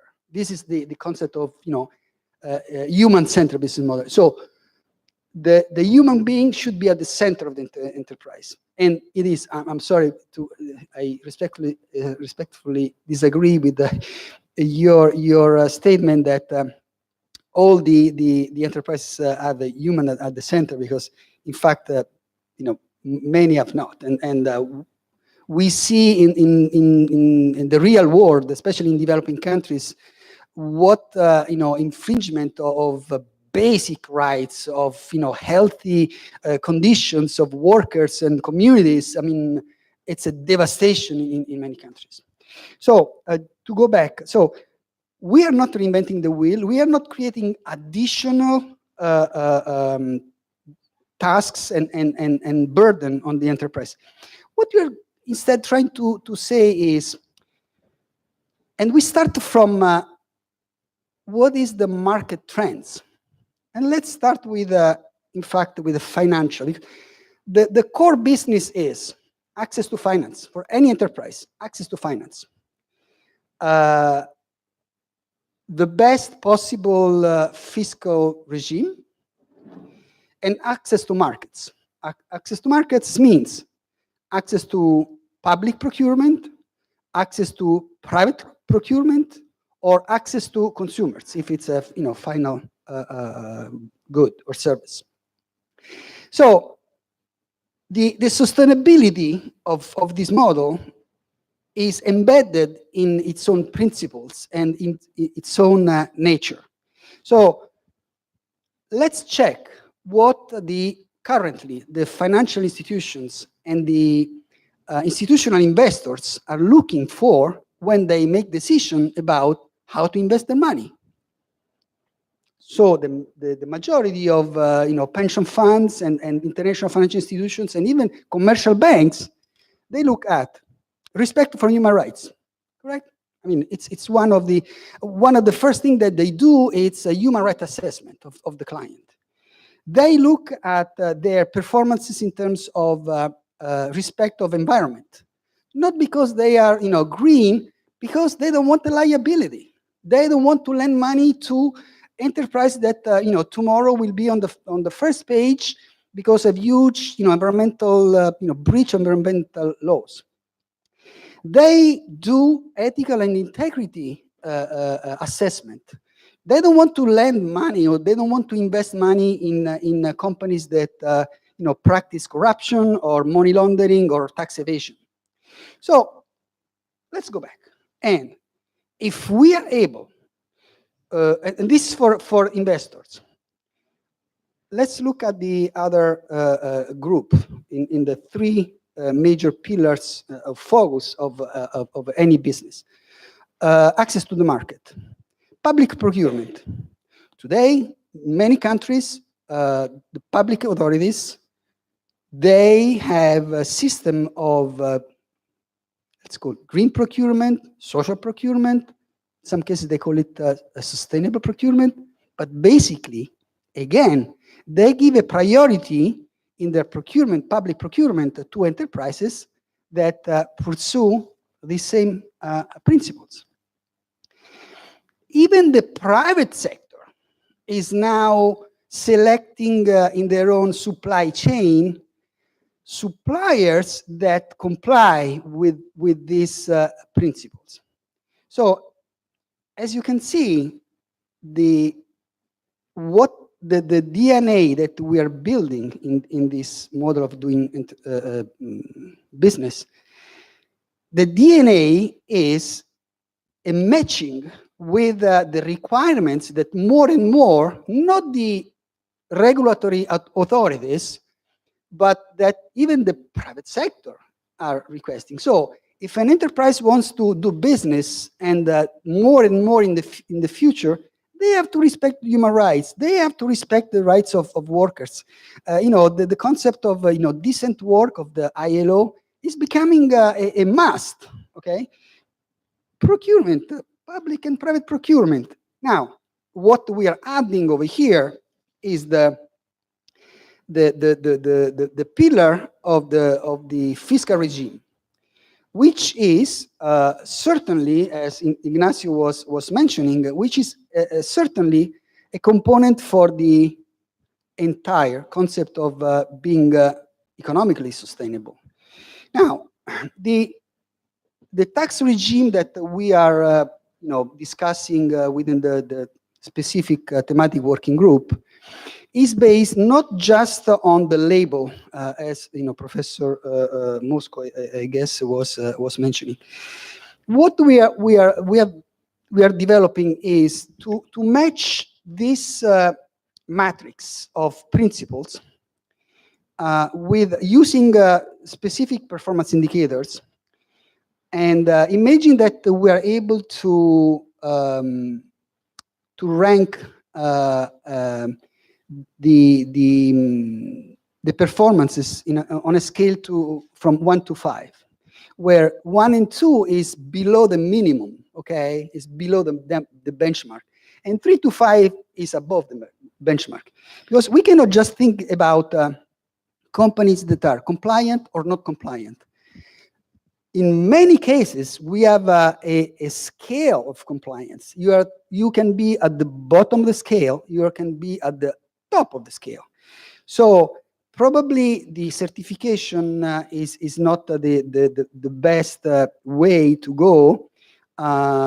Probably instead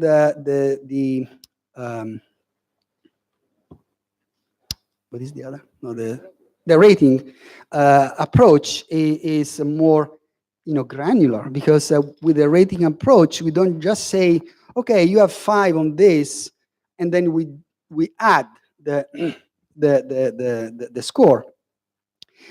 Different objectives, different principles have different weight. So probably the rating will be the way to go. And so we want to then link the taxation with a system of incentives and disincentives, or you can call it penalties and benefits and tax discount, in a way that for each performance indicator there will be a coefficient, and the enterprise will be taxed on the specific performance each year on each specific component. This creates, first of all, a strong incentive to move from the bad behavior, those that are below the minimum threshold that is going to be fixed, toward the best behavior, toward the best performance. Why? Because there is a tax incentive, which will be for everybody. So we are not creating market distortions, because we will say this fiscal system should apply to everybody, including the existing profit, no profit, whatever it is. So we are not creating market distortions, but we are recognizing with this kind of fiscal system, if we will be able to develop, we will create a system that, instead of distorting the market, is leveling the playing field. Because now the let's call the bad companies, they are externalizing some costs. I'm sorry. So if we don't recognize somehow the positive impact in terms of social impact, of environmental impact, and ethical and integrity, we de facto right now penalize the good behavior, the good companies. So the fiscal system, the fiscal regime will not create a market distortion, but again, will level the playing field.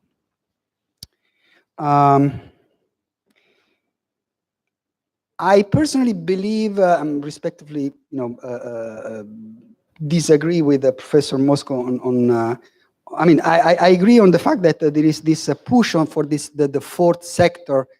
I personally do not believe this will work, because there are so many exercises, initiatives trying to find this fourth way. And this is why we are trying to propose something that is radically different, but it's a coherent in a coherent working environment.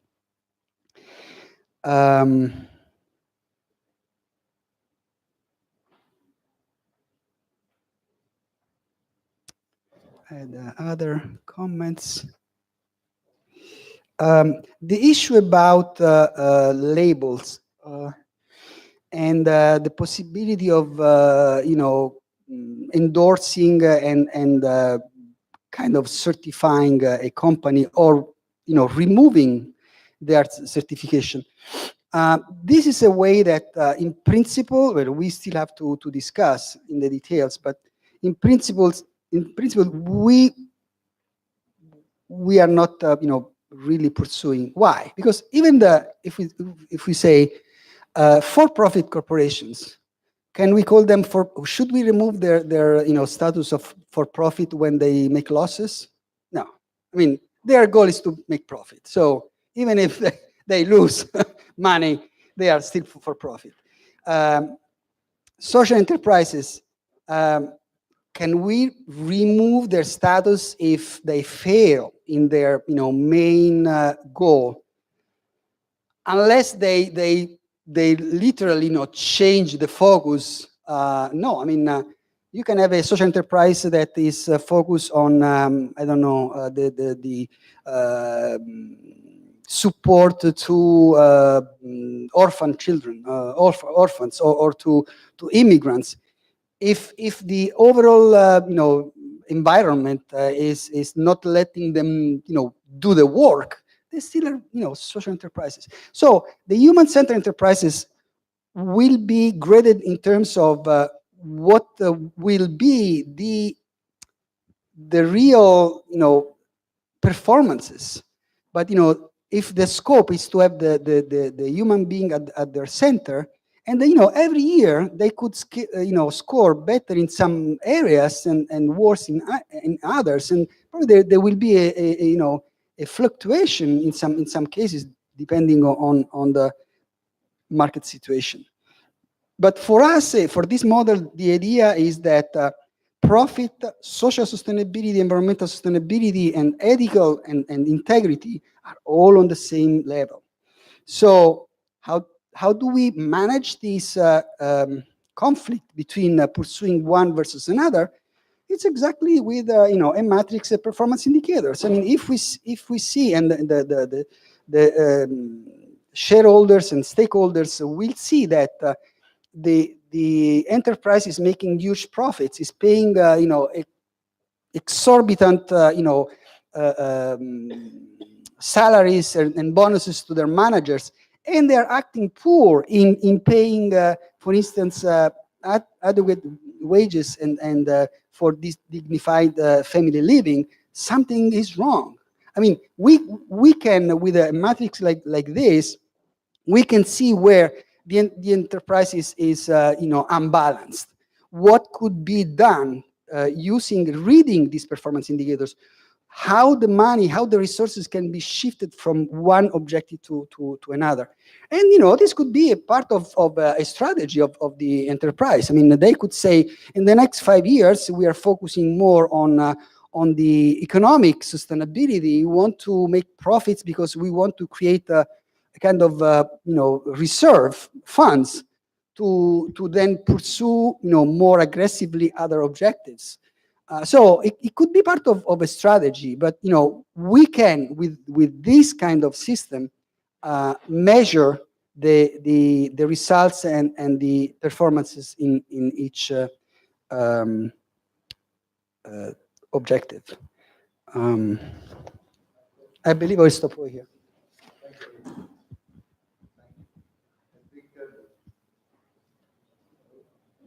Hello, yes. I think Giulia Proietti had some comments. She's an early commenter on the benefit company. Yeah, and actually a lot of what Professor Nicoli said, it's on the point I want to make. I think there's a lot to learn also from the B Corp certification, and that to be a sustainable business means a lot of things. One can be sustainable because it cares about the environment or about the community, the consumers, or the workers.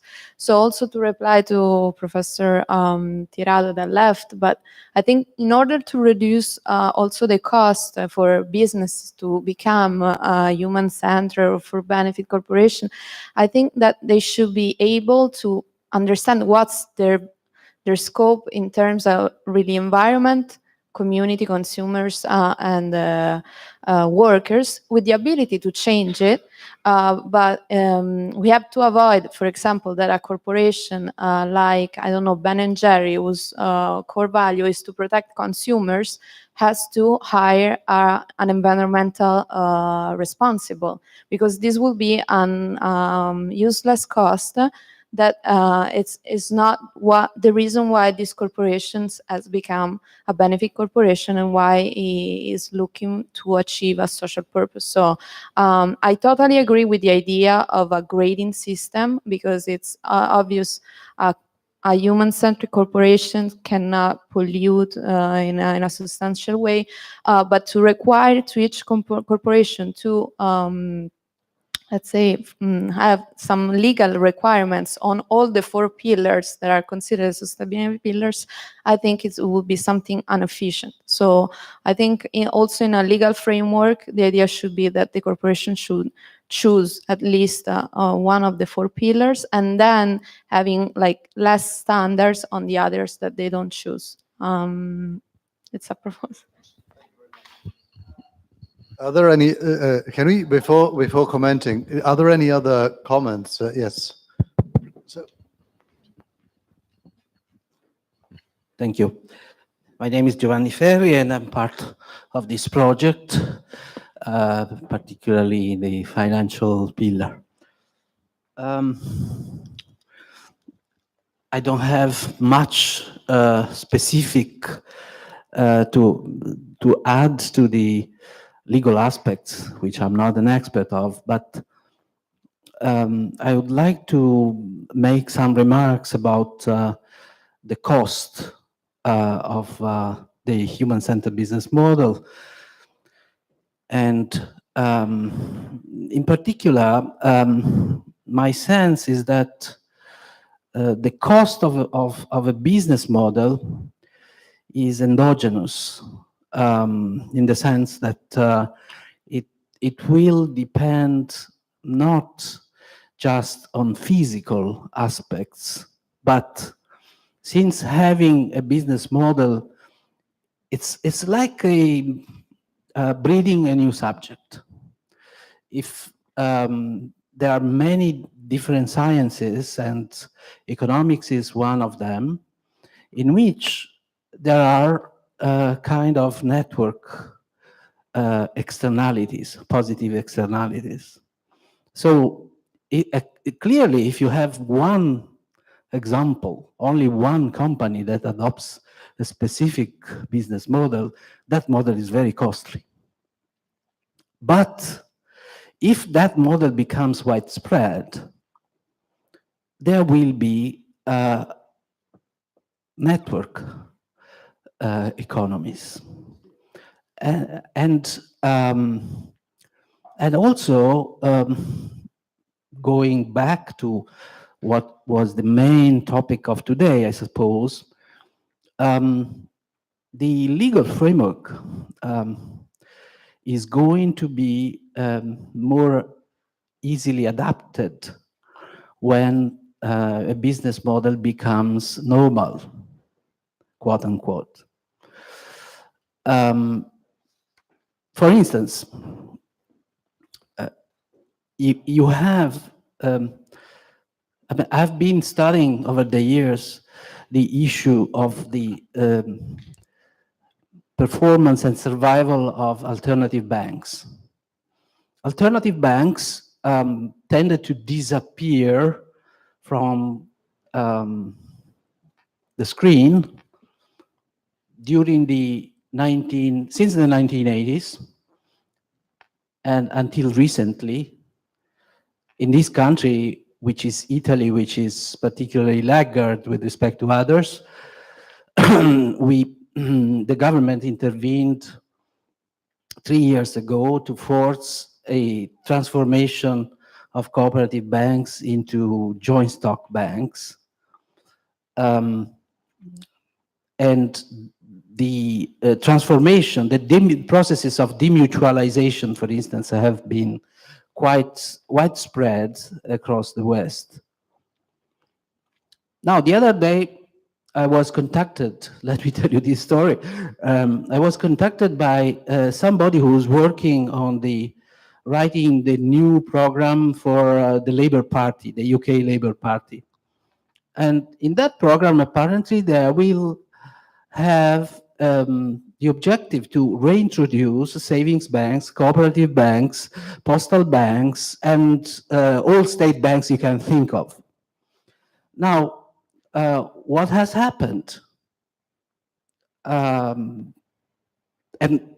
I mean, I don't know whether this will bode well with the labor, but certainly if you look around Western Europe, the Labour Party is the only left party that is not losing. It is, if anything, gaining in the polls.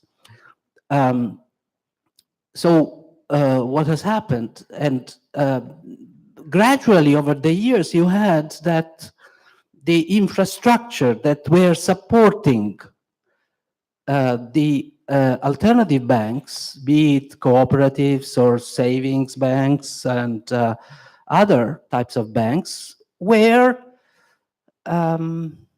dismantled. And the legal framework and the regulatory framework in particular was not neutral. It was heavily twisted. So I guess that by the time we have, we can achieve, if we can achieve, the objective of having the human-centered business model being recognized on an equal par with other business models, the costs will dramatically drop. This is something that is not a hope, but it has been observed throughout history. At the origin of the cooperative banks or the savings banks, it was very costly to set up a bank like that. But then, when the model became widespread, there were great reductions in costs. And now, the issue of the cost of the business model is only one part of only one side of the coin. The other side of the coin is that if you wish, those who are going to support the adoption of the model out there in the market, I agree that the market has to have a verdict on what is going to work and what is not going to work. But I mean, with IT and the digital revolution that we are going through, it is amazing what you can have. I was showing my students the other day, some of them are here and I'm happy to see them. I was showing them that there is an app that has been made available where you can select, when you go shopping, you can select, you can give grades to everything, the companies, to the specific products, so you can be helped.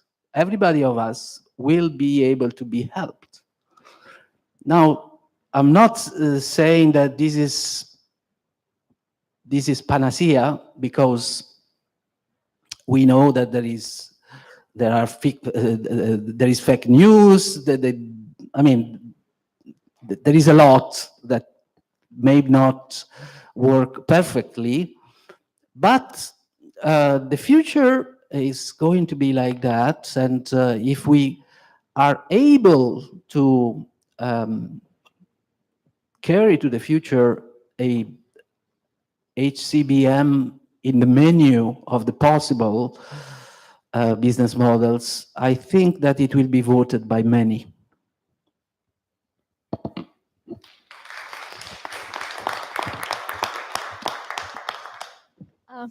Just one question. There will be many comments, but time is running out very quickly. I think one point which has not been dealt with so far is who and how would give scores, would evaluate the compliance of the business model, the company adopting business model, and the activity of their directors. Are we going to let an internal entity make the evaluation, such as a supervisory committee or whatever? Are we going to create a certification system? Are we going to ask somebody external to the entity, to the company, to make the evaluation? Are we going to adopt a system like the fork or whatever, a system of public scores? So this is a key point, in my opinion, which deserve lots of thinking. And thank you if you wish to respond, or in any case. Very quickly, I mean, it's not a final decision, but I can tell you that the trend is to consider, one is enough, is to consider more the rating, independent rating institution, which is using standards set by international organizations, possibly. So the standards should be set at international level. The rating agency should be independent from the companies, of course. This is a little bit. I mean, but nothing is carved on the stone. Independent rating agency. But again, I mean, these are details that we are discussing. And of course, we don't have just one solution, and the discussion will probably provide us, and keep open several options, depending also on the country that we will have as, pilot projects. If in a country there is a very strong, good public rating or certification structure, organization, we may opt, even if we don't like very much the idea of a certification, because as I said, it's much less granular. It's either black or white, but we will also probably pilot. This is why we are looking to do pilot projects at country level. Okay, we have. Yes, of course. So okay. No.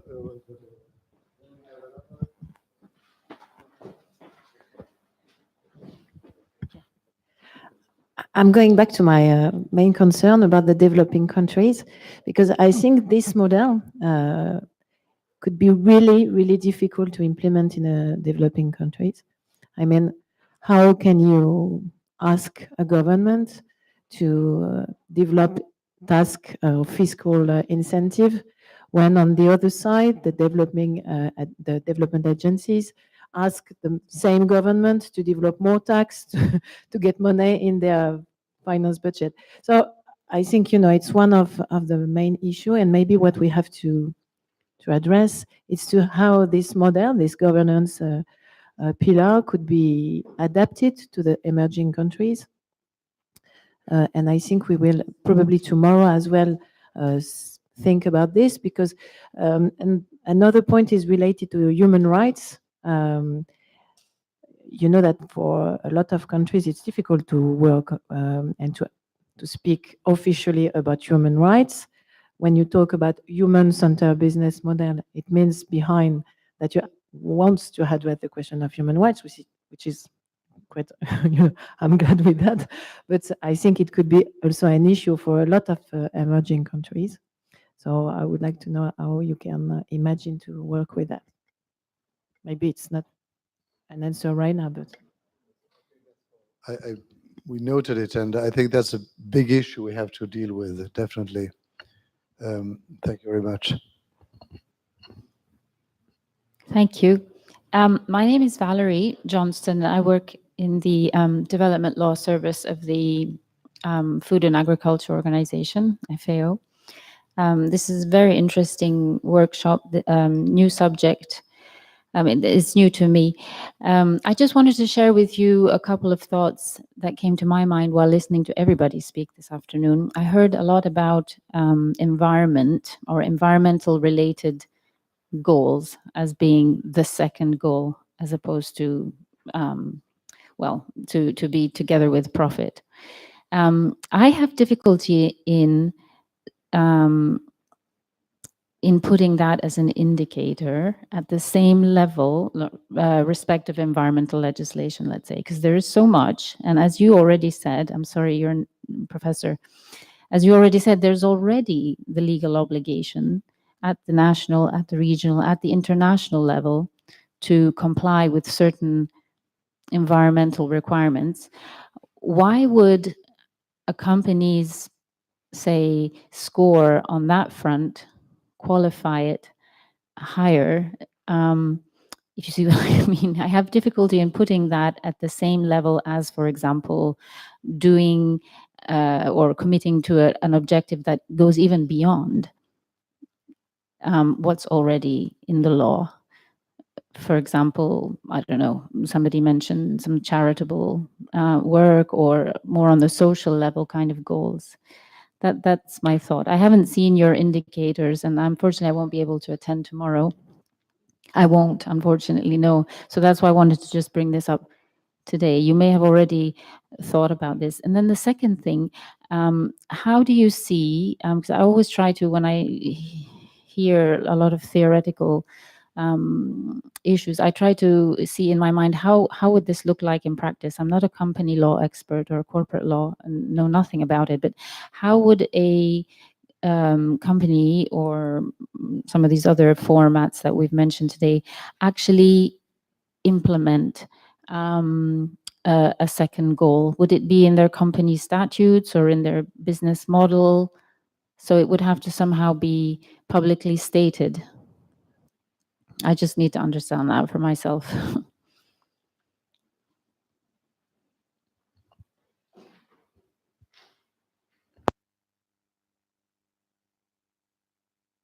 Hello? Okay.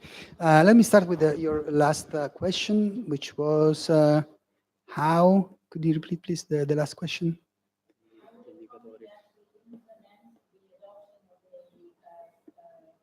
Oh, yes. All these, and this is a big difference, for instance, and thanks, because it's very useful. There's a big difference between the human-centered enterprise and, for instance, social enterprises. All these principles, all these values are going to be embedded in the bylaws. And all these principles constitute a minimum common denominator for all the enterprises. So today, social enterprises can focus on just one topic: immigrants, women, children, or they can focus on a very specific environmental issue. And they call themselves social because they have one social goal. But pursuing one goal may involve that they are not pursuing the others and even infringing others' goals.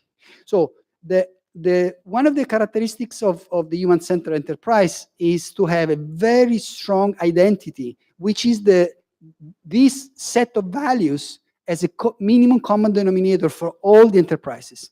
And of course, again, it's a model of voluntary adoption. No one is obliging an entrepreneur to pick this model. But if the entrepreneur has these share the same values and understand the business case that I was making before, access to finance, access to better fiscal regime, and access to the markets, they may pick this model. The previous question was?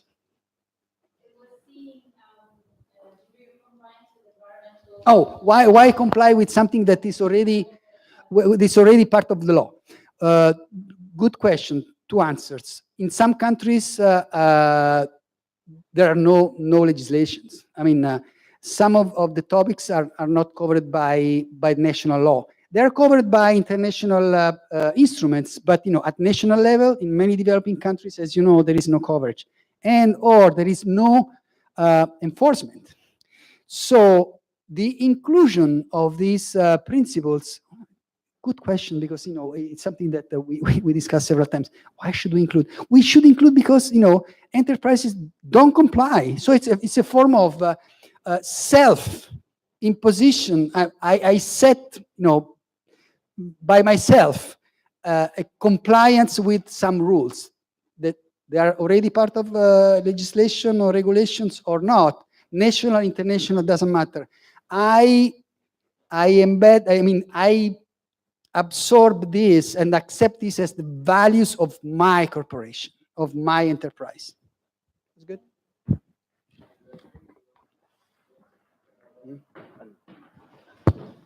Yeah. Give you the mic.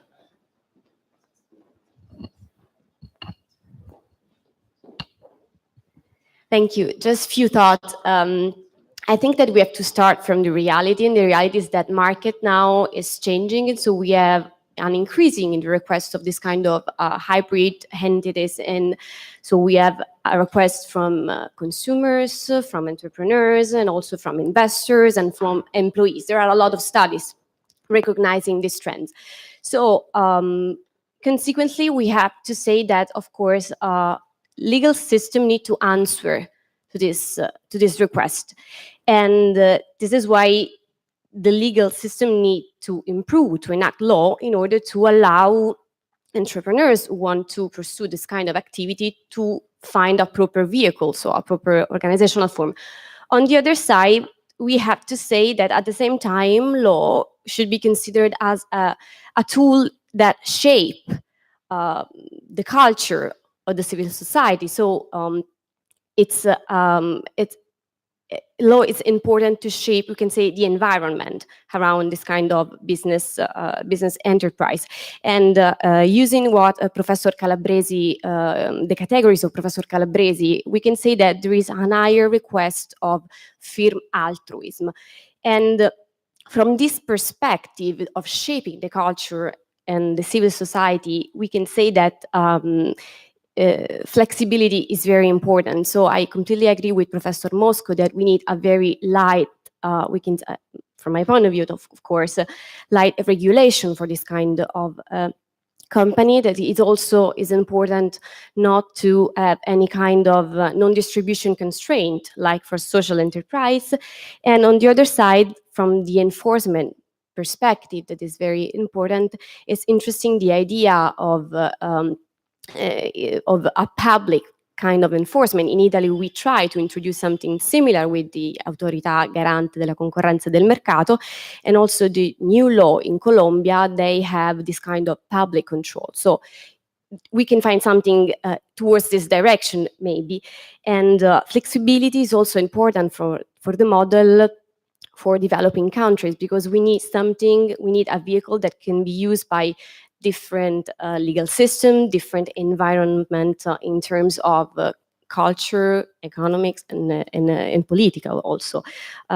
So I think that the flexibility is the key, because the flexibility will help to spread the use of this model, and at the same time, the spread of the uses of this model will shape the culture, the business culture around it, and maybe in the future this will be the only model we will have to do business.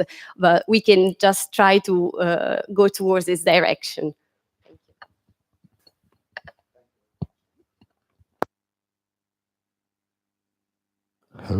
Thank you very much. I think we're really running out of time. The Unidraw hospitality was running out too. If there are no further comments, I would like to thank you. You have another comment? No? I would like to thank you all for taking part in this workshop. It was very stimulating, interesting. And okay, we'll see you with the next edition of the paper. Thank you very much.